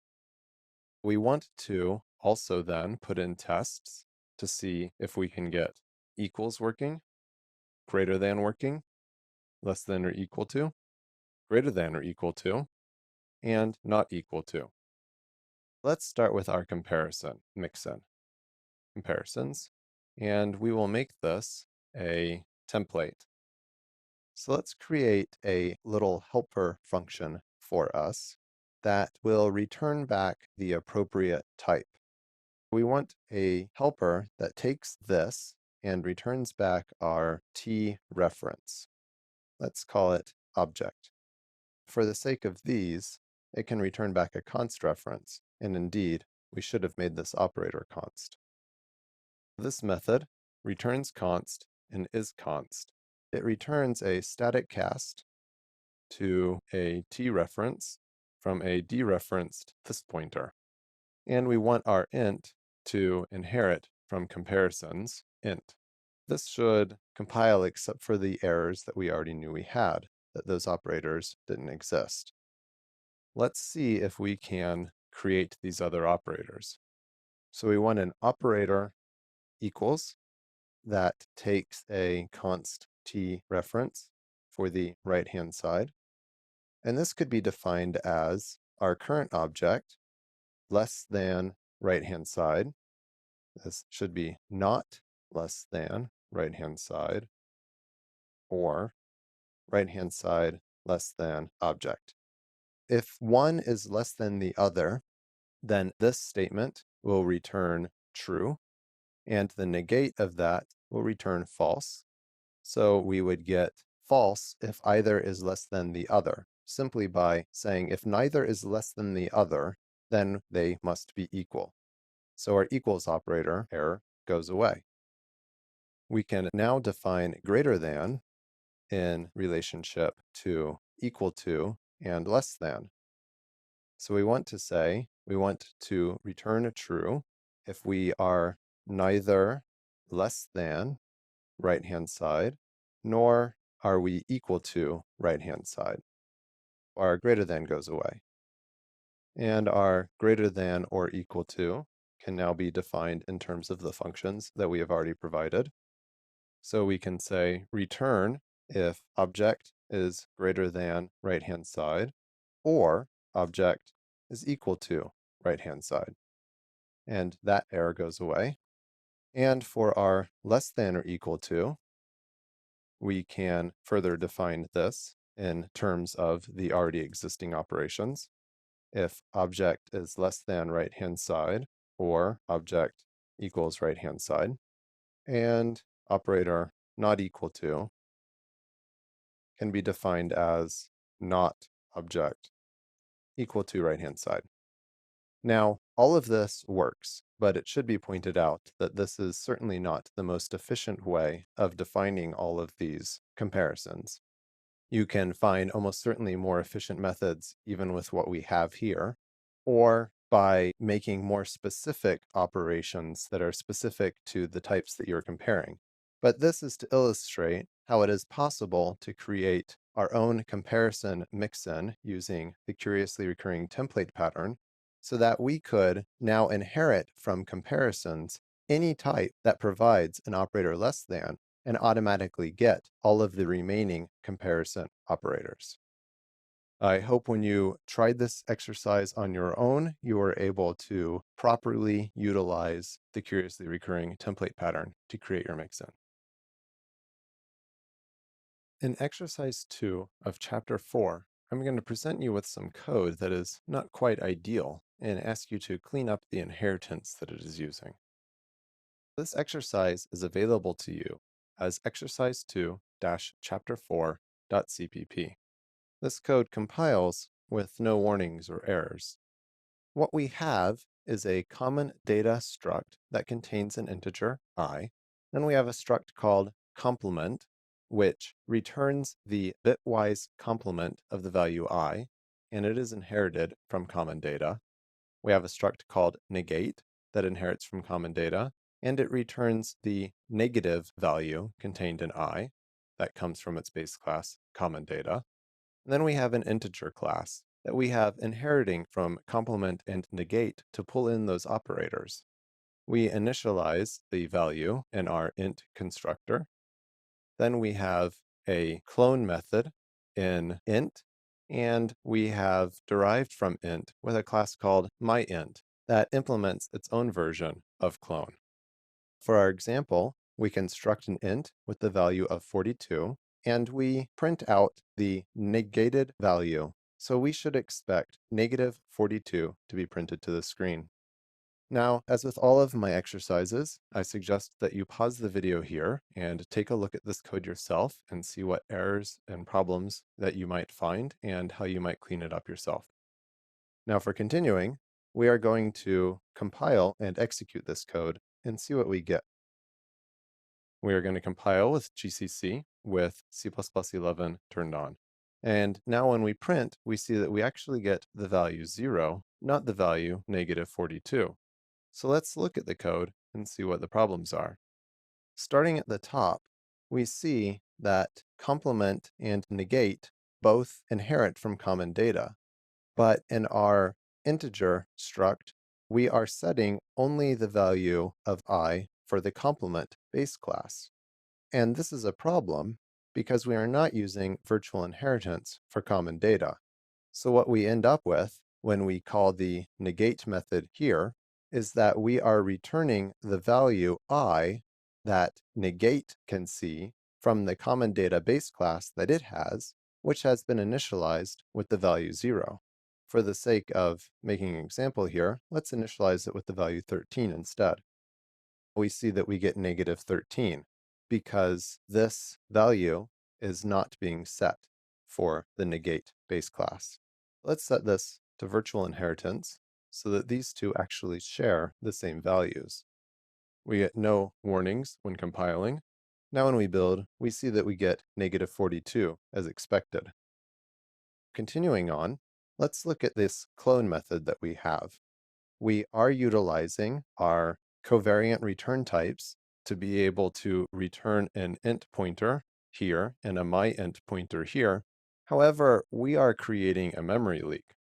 Let's start by fixing this so that we are instead returning a unique pointer. And when we get here, we want this to be a unique pointer also.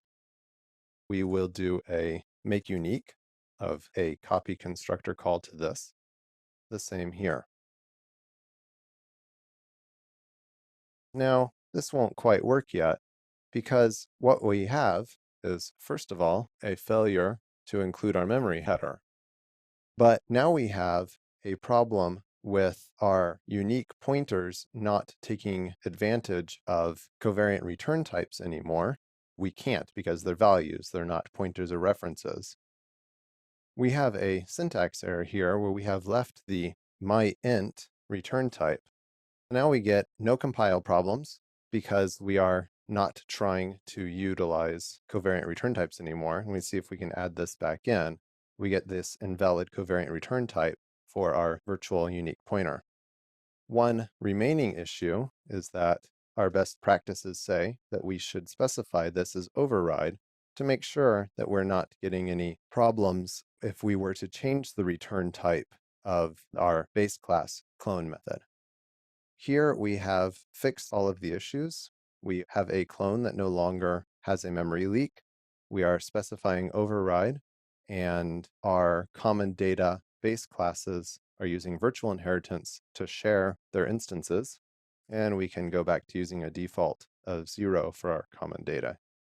Hopefully you were able to find all those issues and possibly even some more when you played with this code on your own. In C++, simply adding a virtual function to your class comes with an inherent cost, and it is something worth discussing. Any class with virtual members must have a virtual function table, which is also known as a vtable. The vtable is used by the compiler to know which version of a method to call at runtime, so it can call the most derived method, as we've discussed earlier. This comes with an inherent cost in the size of the object, and this cost can be additive with multiple inheritance. I'm going to run through some examples to show what this cost looks like. As usual, I will be using GCC version 5.2.1 on Ubuntu. Let's create a simple class that has no members. In this example, we're creating an empty struct, and we are going to output its size using cout. So at runtime, we will get an indication as to how many bytes this struct requires. And we can see it uses 1 byte. Now, if we add a data member to it, first you might be asking the question of why 1 byte when there's nothing in it. That is because of a rule in C++ that states that an object cannot be size 0, so it has by default a size of 1. We'll add an integer. On this platform, I believe an integer is 32 bits, so we get 4 bytes. Let's say we're going to use this in an inheritance hierarchy, so we need to provide a virtual destructor. For the sake of this example, we're not going to bother specifying the other special member functions that we would normally specify. As you can see, the size is now 16. This is a combination of factors. We're getting some padding because of this integer, I believe, and we are getting now the addition of the vtable. Let's remove the integer so that we get a better picture. You can see the size is 8. You might be asking, why is 8 plus 4 equals 16? And it's because the compiler is aligning things on 8-byte boundaries.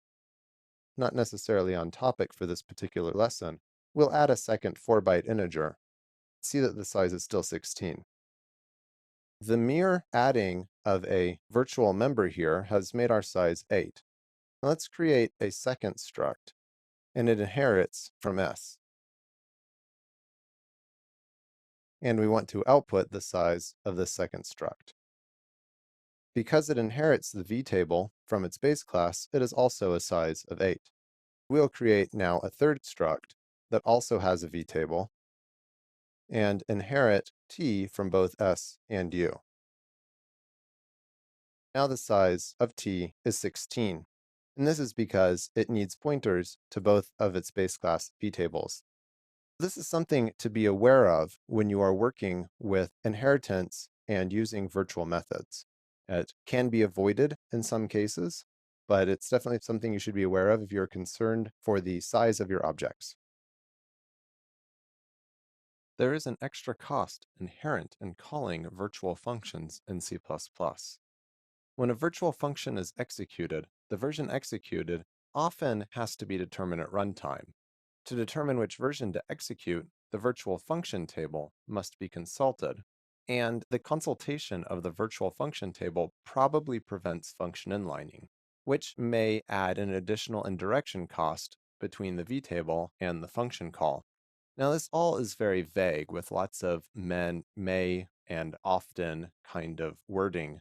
That's because modern compilers are extraordinarily good at determining which version of a virtual function can be called and optimizing it and inlining it when possible.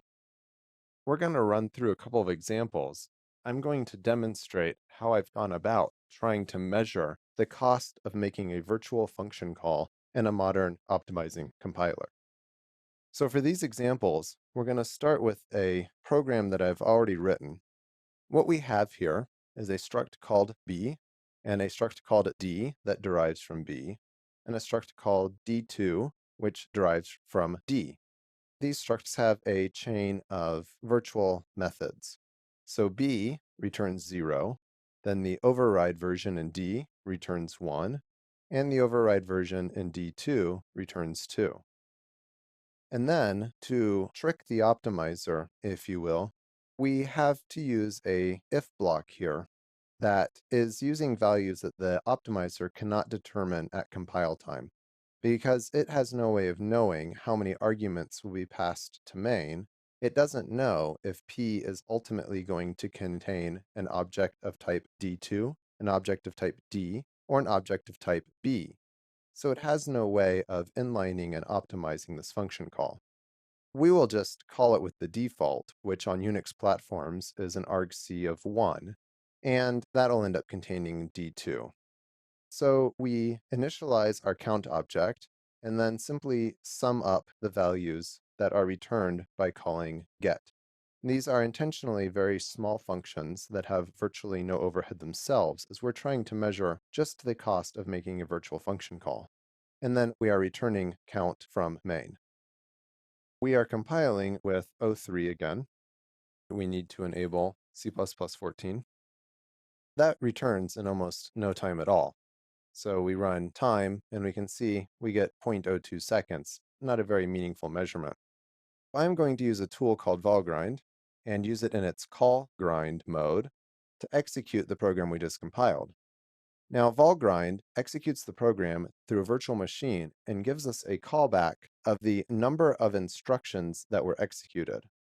See here that approximately 81,885,000 CPU instructions were executed.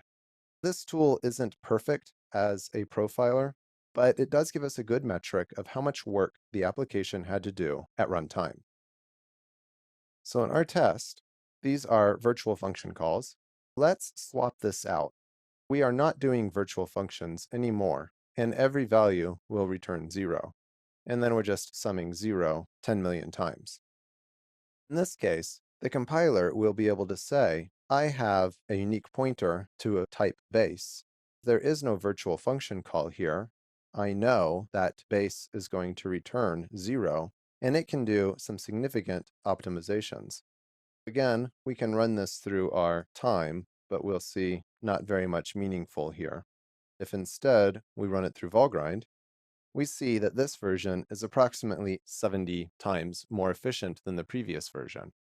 Sometimes virtual function calls are unavoidable, but this is something that you should keep in mind and move as much of the logic as you can into your base class to avoid virtual function dispatch when possible, which can also lead to smaller binaries with less work being duplicated in the derived classes.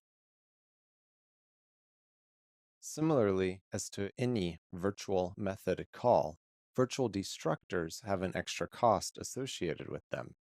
When a virtual destructor is executed, the virtual function table must be consulted to determine the most derived virtual destructor to call, and then the destructors must be called in order from most derived to least derived to make sure that all objects are properly destructed. And this adds an extra cost when destructing an object. For this example, we're going to demonstrate some code that I've already prepared.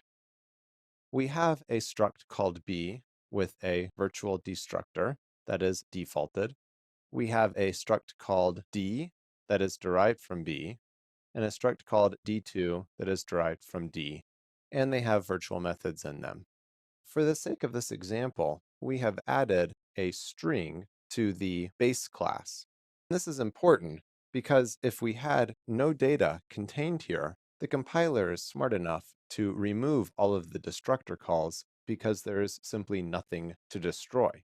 We have to have something with a non-trivial destructor here, which string qualifies for. Then in our main, we are going to loop for 1,000,000 times and switch on argc as to what type of object we're going to create.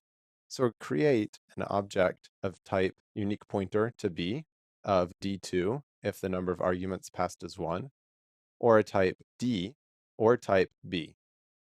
The compiler is not able to perform a bunch of extra optimizations for us here because it does not know at compile time which one of these make unique calls will actually occur. Let's go ahead and add our other special member functions of our copy constructor, move constructor, copy assignment operator, and move assignment operator. Then we also need our default destructor. There are default constructors in place. This way, we are going to attempt to measure the impact of simply having a virtual destructor in our class. We know that our two derived objects, D and D2, do not have any data in them, and therefore their destructors will be trivial. But the compiler is still going to have to generate code to call the derived class destructors when the virtual base class destructor is dispatched. We will compile this with G++ 5.2.1. We're going to enable all of our optimizations. We're going to put it in C++ 14 mode. We are going to use the tool called Valgrind in its callgrind mode. So when we execute Valgrind in callgrind mode, it's going to give us a count of the number of instructions executed so that we have an idea how much work the computer actually had to do in this case. We see that there was approximately 236 million instructions executed during this code. Let's modify this to remove our virtual destructor and see what happens.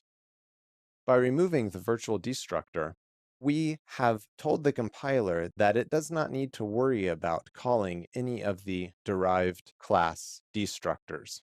We'll run through callgrind again. We see now that this version is approximately 10% more efficient because it only had to execute 220 million instructions. It's worth noting that if we turn on our compiler warnings, we have to enable special ones on G++. We will instead use Clang. We're going to tell Clang that we want everything in this case, which is a lot of compiler warnings. We see out of line virtual method definitions, but what we are looking for is this warning right here, virtual functions, but a non-virtual destructor.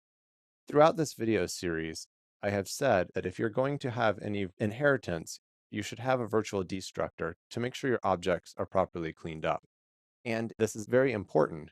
And if you do not follow that rule, it is very easy to accidentally create code with bugs that can linger and not be caught until much later in the development cycle. For this particular case, it is safe that we're doing this because neither of our derived types have non-trivial destructors.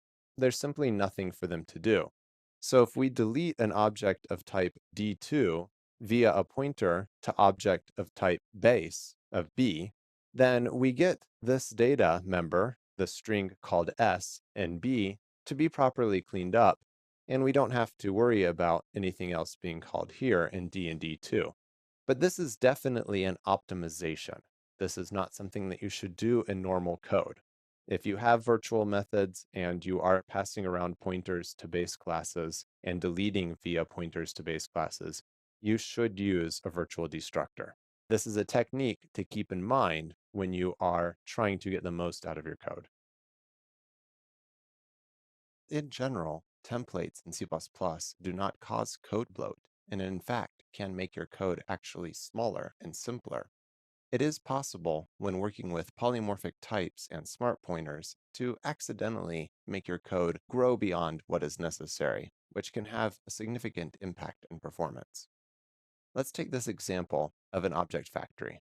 In this code, we have our factory, which takes a template parameter of type t and constructs a derived object with the template parameter of type t and returns a shared pointer to the base. And then in our main, we are simply getting a shared pointer to base using our factory and passing in int as the type. We are calling makeShared and returning a shared pointer. In this example, we've had to instantiate at least 4 different templates. That is the shared pointer to base, shared pointer of derived t, and conversion from shared pointer of derived t to shared pointer of base. Let's take this example. We have a unique pointer that returning from our base, and we are using makeUnique to construct our derived of type t. Now we are calling our factory and still assigning it to a shared pointer of type base in our main. In this example, we have constructed a shared pointer of base, a unique pointer of base, a unique pointer of derived t, and a conversion from our unique pointer of base to a shared pointer of base. This is where it's important to understand that shared pointer is actually a very large object to instantiate with a new type. Avoiding as many shared pointer instantiations as possible is actually quite important. For our example in this lesson, we're going to create a factory and make many instantiations as possible so that we can try to measure the impact of shared pointer versus unique pointer and what we can do to reduce our code bloat. We're going to create our base class, and we'll make it empty for the sake of this example.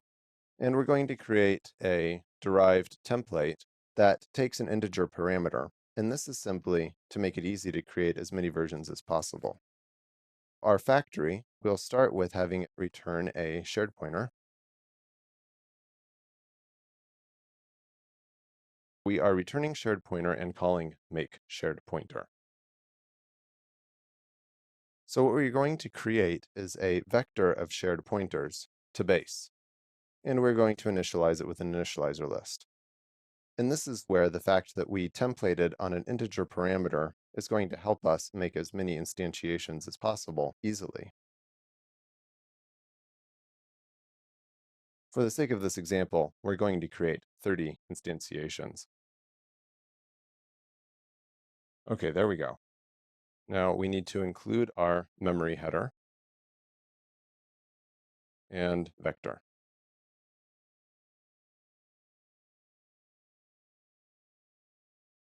We are using G++ 5.2.1, and we're going to compile with all optimizations turned on.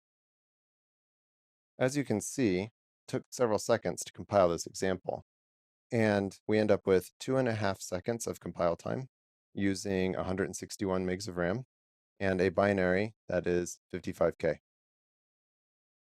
Next, we have 3 options here. So we're going to construct a unique pointer and return a shared pointer to base. This will do a conversion from our unique pointer to the shared pointer of base. This version, you can see, actually took longer, 2.75 seconds, and used 20 additional megs of RAM, and resulted in a binary that is an additional 25K. The slides earlier suggested that we would want to do a return by unique pointer of base and a make unique of type D. As you can see now, our compile time dropped significantly to only 1.4 seconds. Now we're only using 146 megs of RAM. Our binary size is also significantly smaller. So this is something to be aware of if you find yourself constructing many different shared pointer types in your code. For our best practices, you should avoid using shared pointer whenever possible. And indeed, that's just a good rule of thumb, as shared pointers are not terribly efficient unless you need to represent shared ownership. You should prefer make unique and return a unique pointer from any of your factory functions. Many C++ compilers are able to perform an optimization known as empty base optimization. When working with inheritance in C++, it's important to understand what this is and when it comes into play and when you can utilize it. The C++ standard states that an object must have a size of at least 1. More to the point, it cannot be 0. Therefore, all objects, even those with no member data or member functions, have a size of at least 1. In this example code, we have a struct called s that has no members, and we are checking its size using the sizeof statement. With most compilers, this is going to return the value 1. We know that it cannot return the value 0 because the standard forbids it. But C++ compilers are allowed to flatten object sizes when empty base classes are used. Take this example, where many compilers are able to see that while struct s is of size 1 and struct b is of size 1, and then we have our struct d that takes both s and b as base classes, its size is also going to be 1, not the maybe presumed size of 3, which would be the size of the 3 of them added together. This is because empty base optimization is able to flatten the object size down to the minimum size. This comes into play with policy-based design, and it is used to implement something that is known as a pay-for-what-you-use design. So we have this struct s in this example that takes a template parameter of a policy, which it then derives from. S has a single integer and a check method. The check method dispatches to the policy's check method. The policy is passed as a template parameter, and empty base optimization can be utilized to eliminate the overhead from a policy that doesn't do anything. We have our null policy that has a static check method that takes an integer that does nothing. And then we have our struct s from the previous slide that takes a policy as a template parameter, and in its check method, it dispatches to the policy's check method. So then in our main, in this example, we create an s that has a null policy. Compilers are able to make the policy essentially just go away. All of the code will compile away because it sees that the policy's check method does nothing, and the policy itself is empty. So we'll get no size overhead and no runtime overhead in our struct s. If, however, we actually wanted a policy that does something, we could implement a policy such as this, that says if I is equal to 0, then we want to throw a runtime error. We will call this our non-zero policy. Then in our struct s, we have the same body as previously, and in our main, we now are passing our non-zero policy in as the template parameter to s. So now our object has a policy stating that its I cannot be 0. In this case, we can also mostly assume that the compiler is going to not add any size overhead to our struct s, because even though non-zero policy itself must have a size of at least 1, there's no reason for it to add to the size of s. And it is very likely that our call to non-zero policies check method will actually be inlined by the compiler, and we end up with extremely low overhead in this example. It is important to keep empty base optimization in mind when you're doing policy-based design and you want to implement a pay-for-what-you-use kind of design in your C++ code. In exercise 1 for chapter 5, I'm going to present an example program to you and see if you can reduce the program execution cost. This file will be available to you in the chapter resources as exercise 1-chapter5.cpp. What we have here is a base class that is properly defined with a virtual getTypeInfo method, a virtual destructor, its default constructor, copy constructors, move constructor, copy assignment operator, and move assignment operator, all defaulted. And this is because we needed to assign a virtual base destructor because we are going to be passing around pointers to the base class and deleting via those pointers. Then in our derived class, we have a getTypeInfo method override that returns the type ID of the type that this object was constructed with. To test the performance of this application, we have a for loop that is executing 1,000,000 times, and we are switching on argc so that the compiler cannot optimize away our code by determining what we'll be doing. Depending on the value of argc, we are calling makeUnique of int, derived double, or derived float. Then to give the application something to do, we are checking to see if the getTypeInfo matches the expected type ID, and if not, we will throw a runtime error.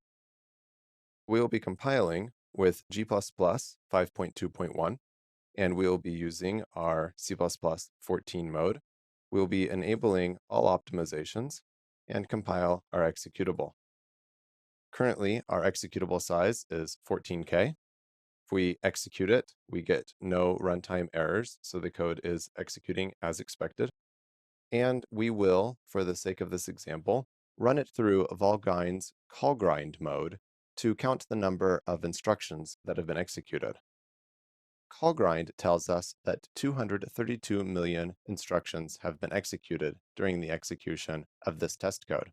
So at this point, I would encourage you to pause this video and get the chapter exercise, go through it yourself, and see what code could be simplified to make this perform better. Now I am going to go through the changes that I have made, and hopefully you are able to come to the same conclusions. For this code, most of the time spent is in this getTypeInfo method call, which is a virtual method that we have overridden, and we return the type ID. What we end up with, essentially, is for each type, a lot of code duplication and a virtual dispatch that is not necessary. So we are going to create a const standard typeinfo reference that is our typeinfo, and we are going to create a constructor that expects a reference to a const typeinfo object. And this is safe to do because we know that the lifetime of a typeinfo object is the lifetime of the application because they are created by the compiler. We now need to update our derived constructor, default constructor, to pass the type ID, typeinfo object, to the base class constructor. And we can remove this method, and we can remove the base class method. Because derived now no longer has any data of its own, we're going to optimize this further and remove the virtual base destructor. We now no longer need the default constructor, copy constructor, move constructor, copy assignment operator, or move assignment operator. We've whittled our base class down to the bare minimum now, and our derived class has a single constructor. Now that should be basically all that we needed to do. We did forget one thing. Our code is still expecting a getTypeInfo member.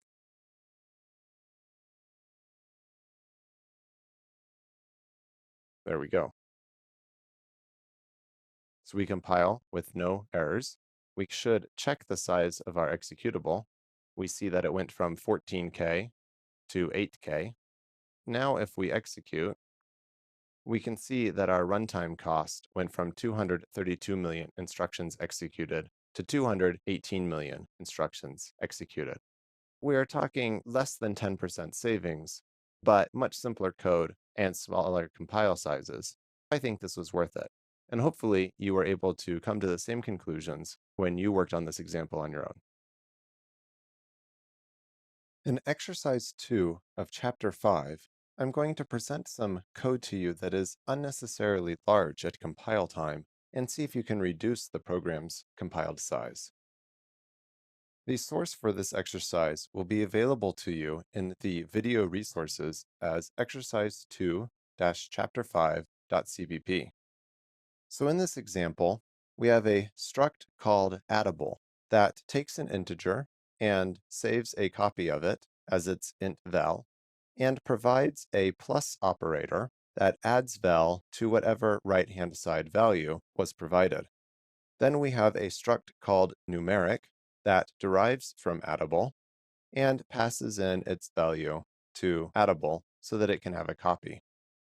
Then we have a struct called int that derives from numeric. Int has a integer template parameter that it is used to initialize its val.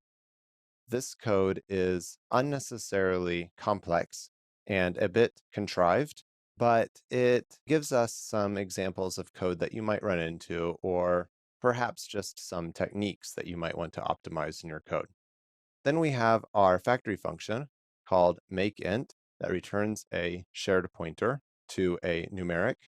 Then we have our array of shared pointers that are constructed, the values 0 through 29, with our factory function. And then we simply go through and add 1 to each numeric value that is constructed. So at this point, you should pause the video and take this example and see how you can simplify it to get still the same kind of results, but have code that compiles smaller and is probably even faster at runtime. For our baseline, we're going to compile this with all optimizations enabled in C++14 mode. This resulted in an 81K executable, and we're also going to go ahead and time the compilation, which took 2.64 seconds. Now I'm going to go into the solution that I implemented, and hopefully you were able to come to a similar conclusion when you worked on this on your own. The first thing that we should note is that we have multiple copies of the integer val throughout our code, and this is problematic for several reasons. The primary being that it's possible for these to get out of sync. Secondly, we are just taking up more size in our structures than we need to. Let's work on making addable into a Mixin. We will remove this constructor and we'll remove val. And then we know that we can do a static cast safely to a const t star of this and access the val that we know will be coming from our mixed-in type. Now we want to inherit from addable with the template of numeric so that we are using the curiously recurring template pattern. We can remove this call to addable's constructor and then implement our own val here and remove this one from int. Now our integer I is being passed to the constructor for numeric, and numeric's constructor is going to initialize its val with tval, and then addable will access tval using a static cast of itself to the type that it knows it has been derived from. Next, we see that we are returning a shared pointer from our factory function, and we know from our previous lessons that this is wasteful. We should be returning a unique pointer and using makeUnique from our factory function. Now, this should all compile, and it does. Now we see that our build took 1.3 seconds, and previously it took 2.6 seconds, and our compiled size is down to 19K. What we might also notice that we should be able to take this one step further, and there's no reason to be using a shared pointer here, and we should be able to use a unique pointer for this particular case. And that worked and compiled.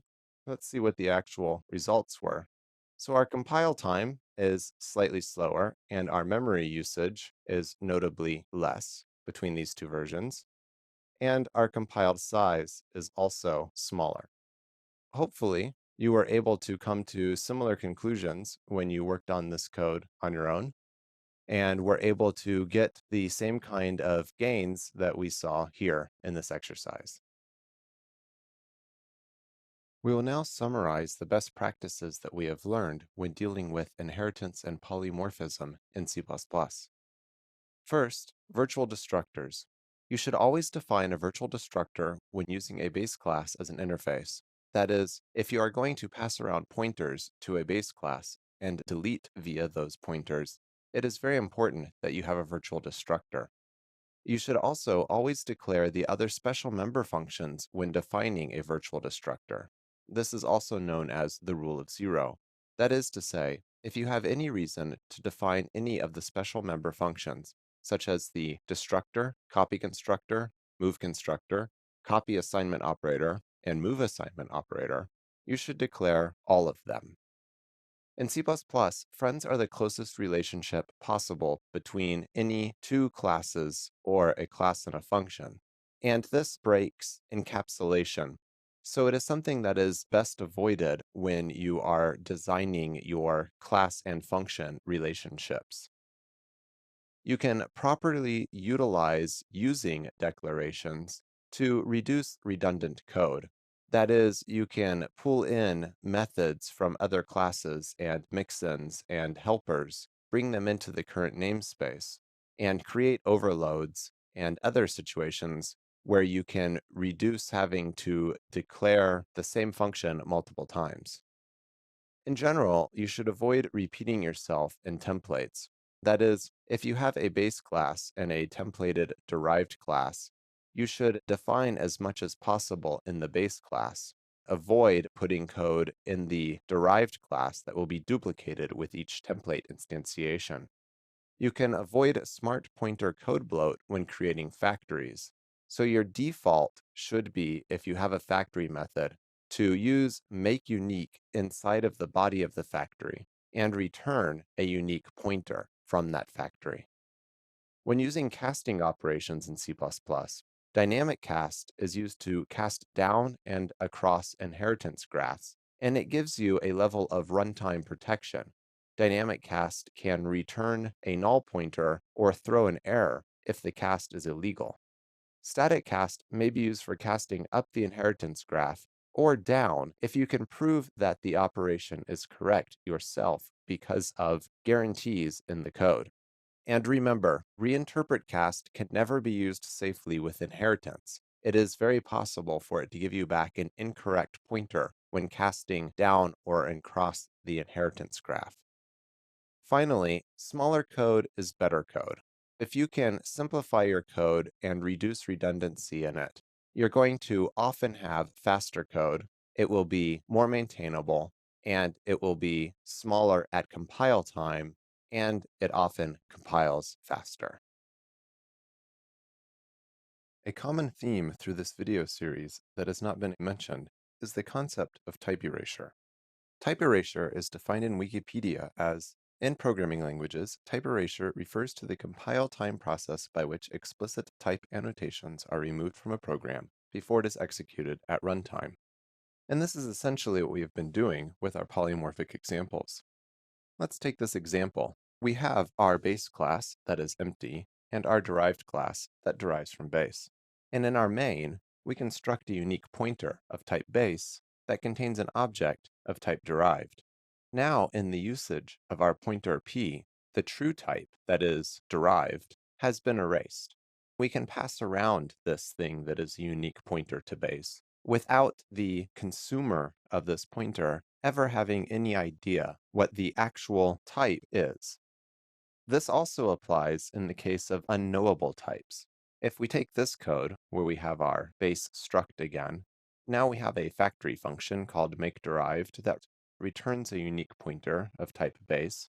And inside our factory function, we have a local class that we have named localDerived. It derives from base. And we return our unique pointer of type localDerived that gets converted into a unique pointer of type base on the return from this function. And then in our main, we are using a unique pointer of base. What we have here is a situation where the true type of our pointer is unknowable. There is no way for us in C++ to name a type that is defined inside of a function. This leads into the pimple idiom. This stands for pointer to impl, and this is where we hide the actual type of an object behind an opaque pointer, and in some ways the ultimate form of encapsulation. It's impossible for the user of the class to ever know the implementation details of the object that is being used. We have here an example of a pimple structure. We have class myClass that has a private struct impl that is declared but never defined. Then we have our unique pointer to an impl, and we have our public member function do something. And this is in our header file. And then in our CPP file, we finally define our impl class, and we provide the implementation of do something. And the implementation of the myClass do something simply calls the impls version. And this can be used to great effect to hide implementation details from your users when that is necessary, or to create a compilation firewall where you have header files that need to be included in the implementation code, but it would be bad to expose them to the user. And it also can be used to speed up compile time if the headers that you need to include can be large. By utilizing type erasure, we can hide implementation details. We can speed up compilation by reducing the size and complexity of our header files, and we can provide greater design flexibility in some cases. But it is worth noting that it almost always comes with a runtime cost because of the dispatch to the implementation, whatever that means, be it a virtual function call or a pointer through to an impl. Starting in C++11, the C++ standard library has contained a type called standard function that is a built-in polymorphic wrapper that can be used to great effect in many cases. Standard function can be used to provide a common type, like a base class pointer could. And it can, like a base class with virtual methods, delay determining until runtime what code would be executed. It provides a level of type erasure. When you use a standard function object, the original contained type is erased.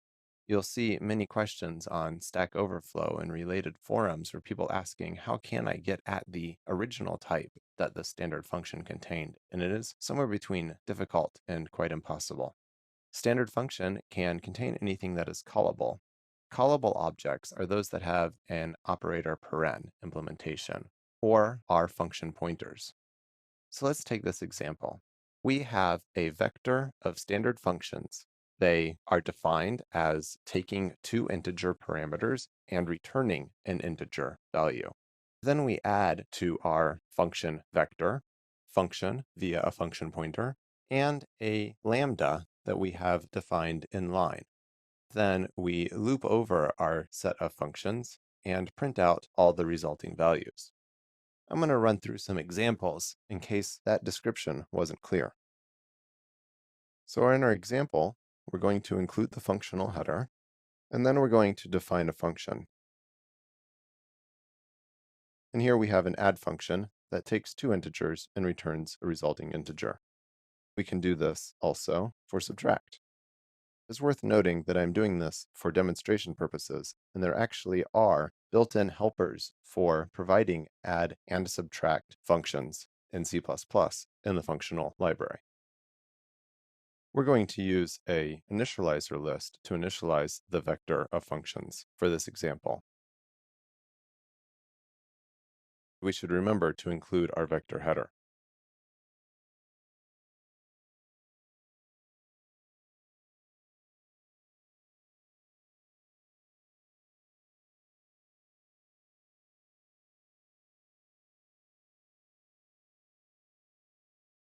Let's compile this. Make sure we got everything correct. We forgot our cout header. So what we expect to see now is we have added the add function and the subtract function, We expect 4 plus 5 to be 9 and 4 minus 5 to be minus 1. And we get what we expected. There are many ways we can use this, since standard function can wrap anything that is callable. We could even create our own callable thing. And we'll have this do a multiplication of the values. Now, we should be able to create a callable object and pass it in by copy. Let's see, that compiles. And there we get 4 times 5 is 20, as expected. Remember to consider function when you are looking for providing some polymorphic behavior in your application. If the behavior you need to execute is a simple action, then function can be used to implement the polymorphism for you and save a lot of code writing on your side. And also, the standard library authors of the standard function class are quite good at optimizing it to make sure that it has fairly minimal overhead.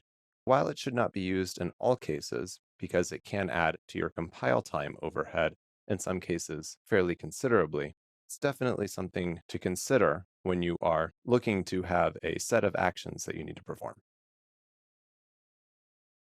In C++, it is possible to use a union type and the upcoming any type as polymorphism. Union is a type of structure in C++ that can be one of several different types. So in this case, we have a union called U that can be a char, an int, or a double. It cannot be more than one of these things at a time, as each of these values occupy the same place in memory. And upcoming in C++ 17, we have a new type called standard any that can hold any copy constructible type. We have here a standard any called a that we have assigned the value 5.2. Now any is a floating point double. And then on the next line, we have a equals single quote a. We have now reassigned the a any object to be a character. So either standard any or union can be used as a form of polymorphism with runtime switching of behavior. Standard any keeps track of the contained type for you, but union does not, and you must keep track of the type yourself. So in this example, we have a struct called s with an enum that is int or double that has been called type, and a union that is an int or a double. Skipping down to our main, we are creating a object of type s, and we are initializing it to say that it is an int, and we are assigning it the value 5. And then we call the print function, passing our s in. Then in our print function, we must switch on what type is contained. So if type equals int, then we want to see out s.i, where the integer value is stored. If the type is double, then we see out s.d and print the contained double value instead. Similarly, with any, we can, in our main, define an object that is a standard any, and its name is s, and we assign it the value 5. And then we call print s. And in print s, we switch and say, if the type is equal to the type ID of double, then we want to extract the contained double from our any and print it out. Or if the type is an int, then we extract the type as an integer and print it. The standard any does all of the bookkeeping for you, but is a bit more verbose in how you must get at the value using this anycast function. Both union and any can be used as polymorphism, but they require you to determine ahead of time what types you are able to work with. And this limits the ability to extend the capabilities of the system, since new switches would have to be added. This is quite distinct from how virtual methods work, where the consumer of your library can potentially create new types that are derived from known types and continue to extend the behavior of the system. In exercise 1 for chapter 6, I'm going to present you with an outline for implementing your own function object, similar to what the standard function object can do. And then we will see if you can complete the lesson by filling out the outline code and implementing it yourself. This file will be available to you in the video resources as exercise 1-chapter6.cpp. As you can see, we start off with this code having one warning already, because it is not returning any value from this operator parens. We will add one in quickly so that we can eliminate the warning window. This code is very simple. What we have here is a struct called function that has a single explicit constructor that takes a callable object. And somehow we need to store this callable object. And then we have our operator paren, which takes an int and returns an int, and it is const. Unlike standard function, which can work with multiple different types of parameters and return different values, for the sake of this exercise, our version will only be able to take two integer parameters and return an integer parameter. Then we create a vector of our function objects, and we emplace back each one that we want to be able to execute. We should not necessarily need this, and we do not, because emplace back is going to call the explicit constructor for us.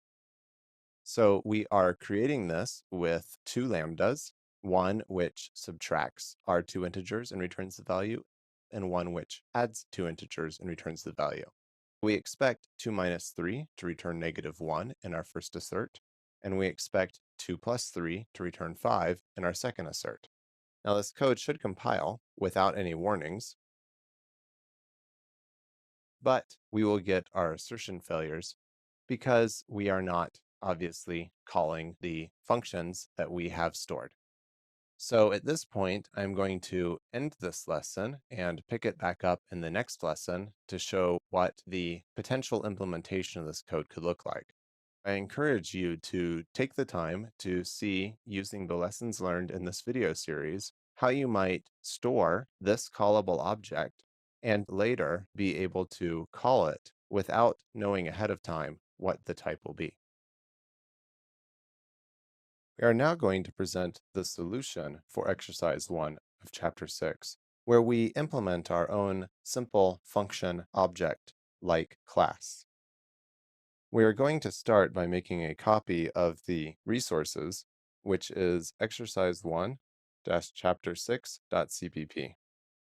The first thing to consider is what is the interface of the thing that we need to be able to call. We need to create something that can wrap our callable, and it needs to have one method. That is our virtual operator paren. We don't really know what this needs to do yet, so we're going to make it pure virtual. We also need to have a virtual destructor since we have a virtual method in this object. We can safely default it. Now we need to create something that can actually do our type erasure for us and hold this callable. And let's change the name of this to callable impl, and the original class we created we will call callable impl base, since we now realize that we need a base class. So in here, we're going to need to create a template that can hold our callable. And we're going to need to have an object of type callable in here, and we're going to need to implement our operator paren and mark it as override. This is actually easy. We simply need to return the call to our callable object that we have stored. And we need to store the callable object somehow. We're going to initialize our member variable MC with a move from the copied in callable object C. We have now a framework in place. Let's see if this compiles. It did with my background compiler. No warnings popped up. Now we have something that can hold a callable for us and perform type erasure. Gives us the interface that we need.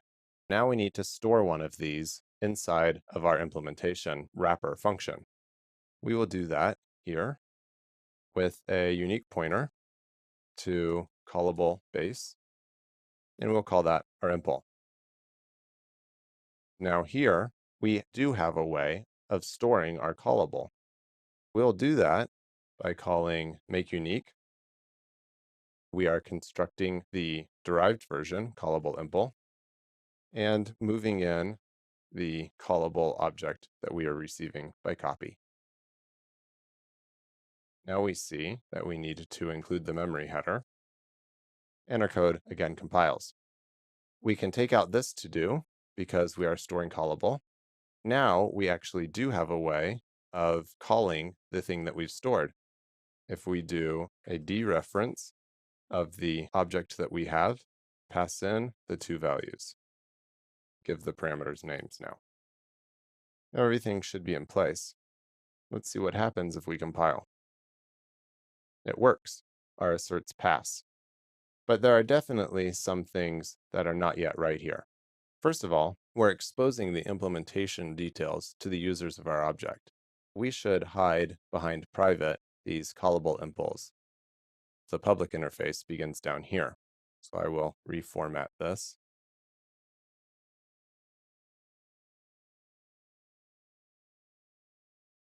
Now we notice that we are not properly following the rule of zero. We have a virtual destructor, but we have not defined any of the other special member functions. So it turns out that this object doesn't need to be able to be copyable or assignable at all.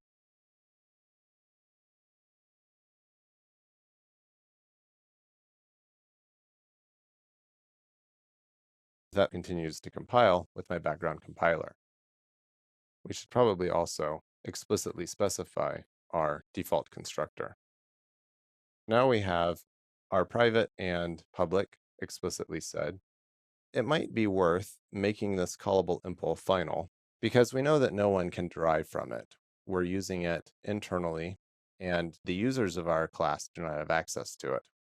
This can give the compiler perhaps some opportunity to further optimize the code. Now, with these changes in place, we should be able to see that the project executes as expected. Hopefully, you were able to implement this exercise on your own. Also, if you are interested, you could continue to expand this example and make it into a function object that is more generic, or make it into a function object that is copyable, which this one is not. If you might notice, we cannot copy it because the unique pointer cannot be copied. So it takes some work to make this copyable, and that is an exercise that you could do on your own. For exercise 2 of chapter 6, I'm going to present the outline of a simple any implementation, as you might find in C++ 17, and see if you can fill in the details. This file will be available to you in the project resources as exercise 2-chapter6.cpp. Starting at the bottom, we have our main function where we construct an any object with the integer value 5. And then we use our anycast to get the integer out and assert that it is equal to 5. And then we try a negative test where we call our anycast with a float, and we should expect this to fail. And we have an assert false because we do not expect this line to ever be executed because the compiler should jump to here at runtime. To make this happen, we have our already fully constructed bad anycast structure that is derived from standard runtime error. We have declared our anycast function, and we have defined our class that is called any. In here, we are providing the implementation for our anycast function. It is declared as a friend, in this case, to enable better encapsulation of our code. And it is defined inside of this class to keep all of the code in one place. And this is something that you'll need to implement. Now we have our any constructor that has been declared explicit, and we need some way of copying this value t into an internal holder that has had its type erased. We want to properly implement a copy constructor, and to do that, we'll need to clone the value that is contained in other. We are going to use a defaulted move constructor in this implementation. We will need to copy the value of t in our assignment operator, and we will need to clone the value contained in other in our assignment operator that takes in any. We are going to use the defaulted move assignment operator and the defaulted destructor. There you go. This is the outline for the code. Essentially, there are 5 places where code needs to be implemented. Hopefully, you'll be able to do this using what you've learned in this video series.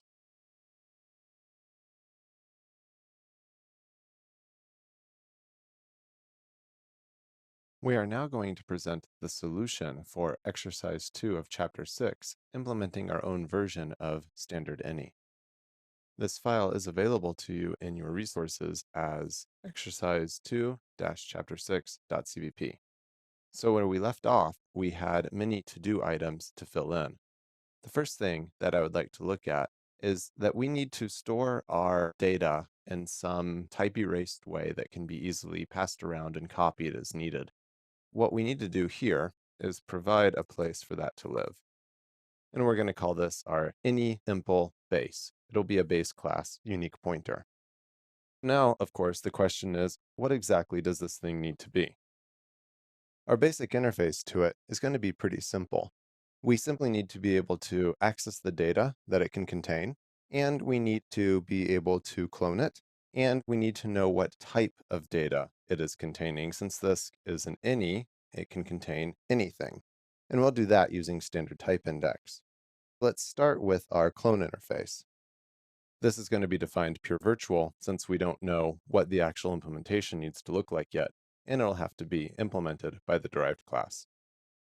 Similarly, we need to provide our own void pointer access to the data member. This is because templated member functions cannot be virtual. There's no way to implement them in the derived class. So we're going to have to provide a generic enough interface. Generally speaking, void pointers are considered unsafe and something that we should avoid because it doesn't give us the type safety that we want. But this is one of those cases where we are doing something that's outside of the norm. This is a necessary evil here.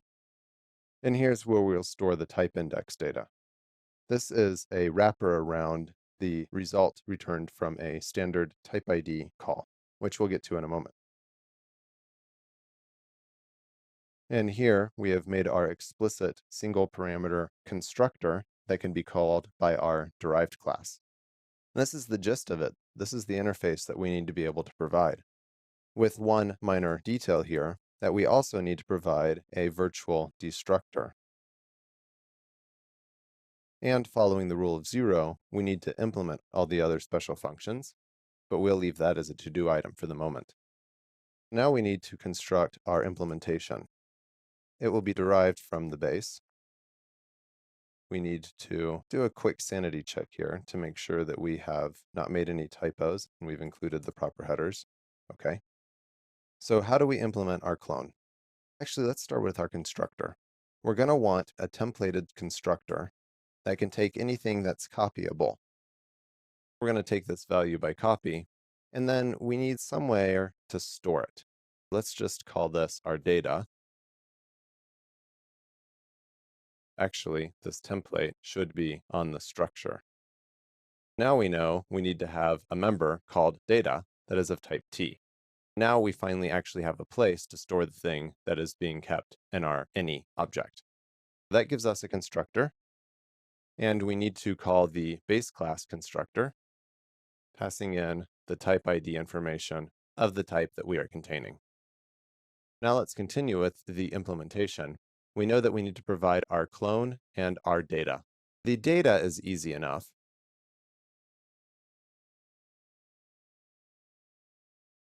We'll simply return a pointer to the contained data. Let's also, while we're here, make this struct final, because we know no one can ever derive from us because it's all declared internal to our class. So then our clone method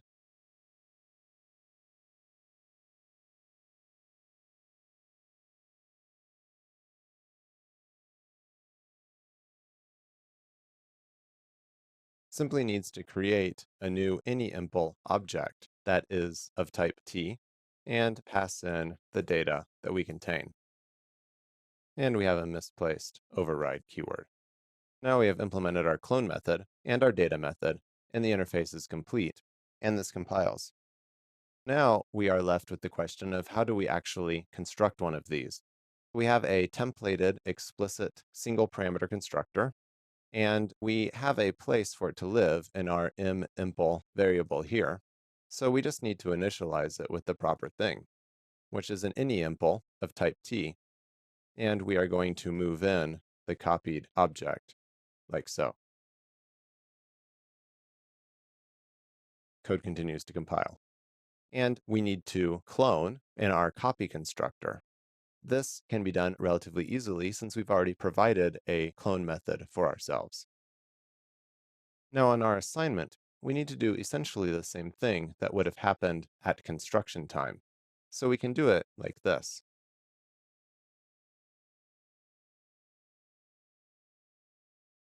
And similarly, our copy assignment operator needs to be treated as our copy constructor.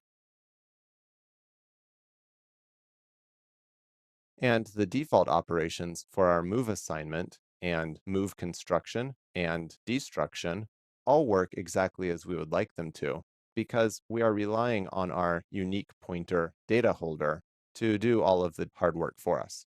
Now at this point, we only have one thing left, and that is the actual anycast itself. What do we do here? We need to validate that the type being requested is in fact the type contained. Fortunately, we have already stored our type information object, so we simply do a type ID comparison. If this succeeds, we need to give back a copy of the data that we contain. And we do that with a dereference of the contained pointer. If you'll notice here, we static cast to a pointer of type T, then dereference it to get the copy on return, because the result of data is a void pointer, and we cannot dereference a void pointer. That is not allowed by the standard. Else, we need to throw our bad anycast exception. Now we expect the code to work and for our assertions to succeed. Had a typo here of comparing the incorrect type ID. This is a perfect example as to why you should always set your test cases first and then build your implementation to them. This works, and hopefully you were able to come to a similar conclusion when you worked on this exercise on your own. There are a few to-do items still left, such as deleting all of these special member functions, because we have no use for copy construction, copy assignment, move construction, move assignment. They have no place in this code because we don't expect this thing to ever be copied or moved. It will be simply stored in a unique pointer. There are other things, like we have not implemented any tests to prove that copying works as we expect it to. But there's some stuff here to play with, and I hope you were able to implement this. Thank you for joining me for this video series. As you continue on in your career, there's a couple things that I would like for you to make sure you remember. First, be sure to follow the best practices. Always define a virtual destructor when using polymorphism.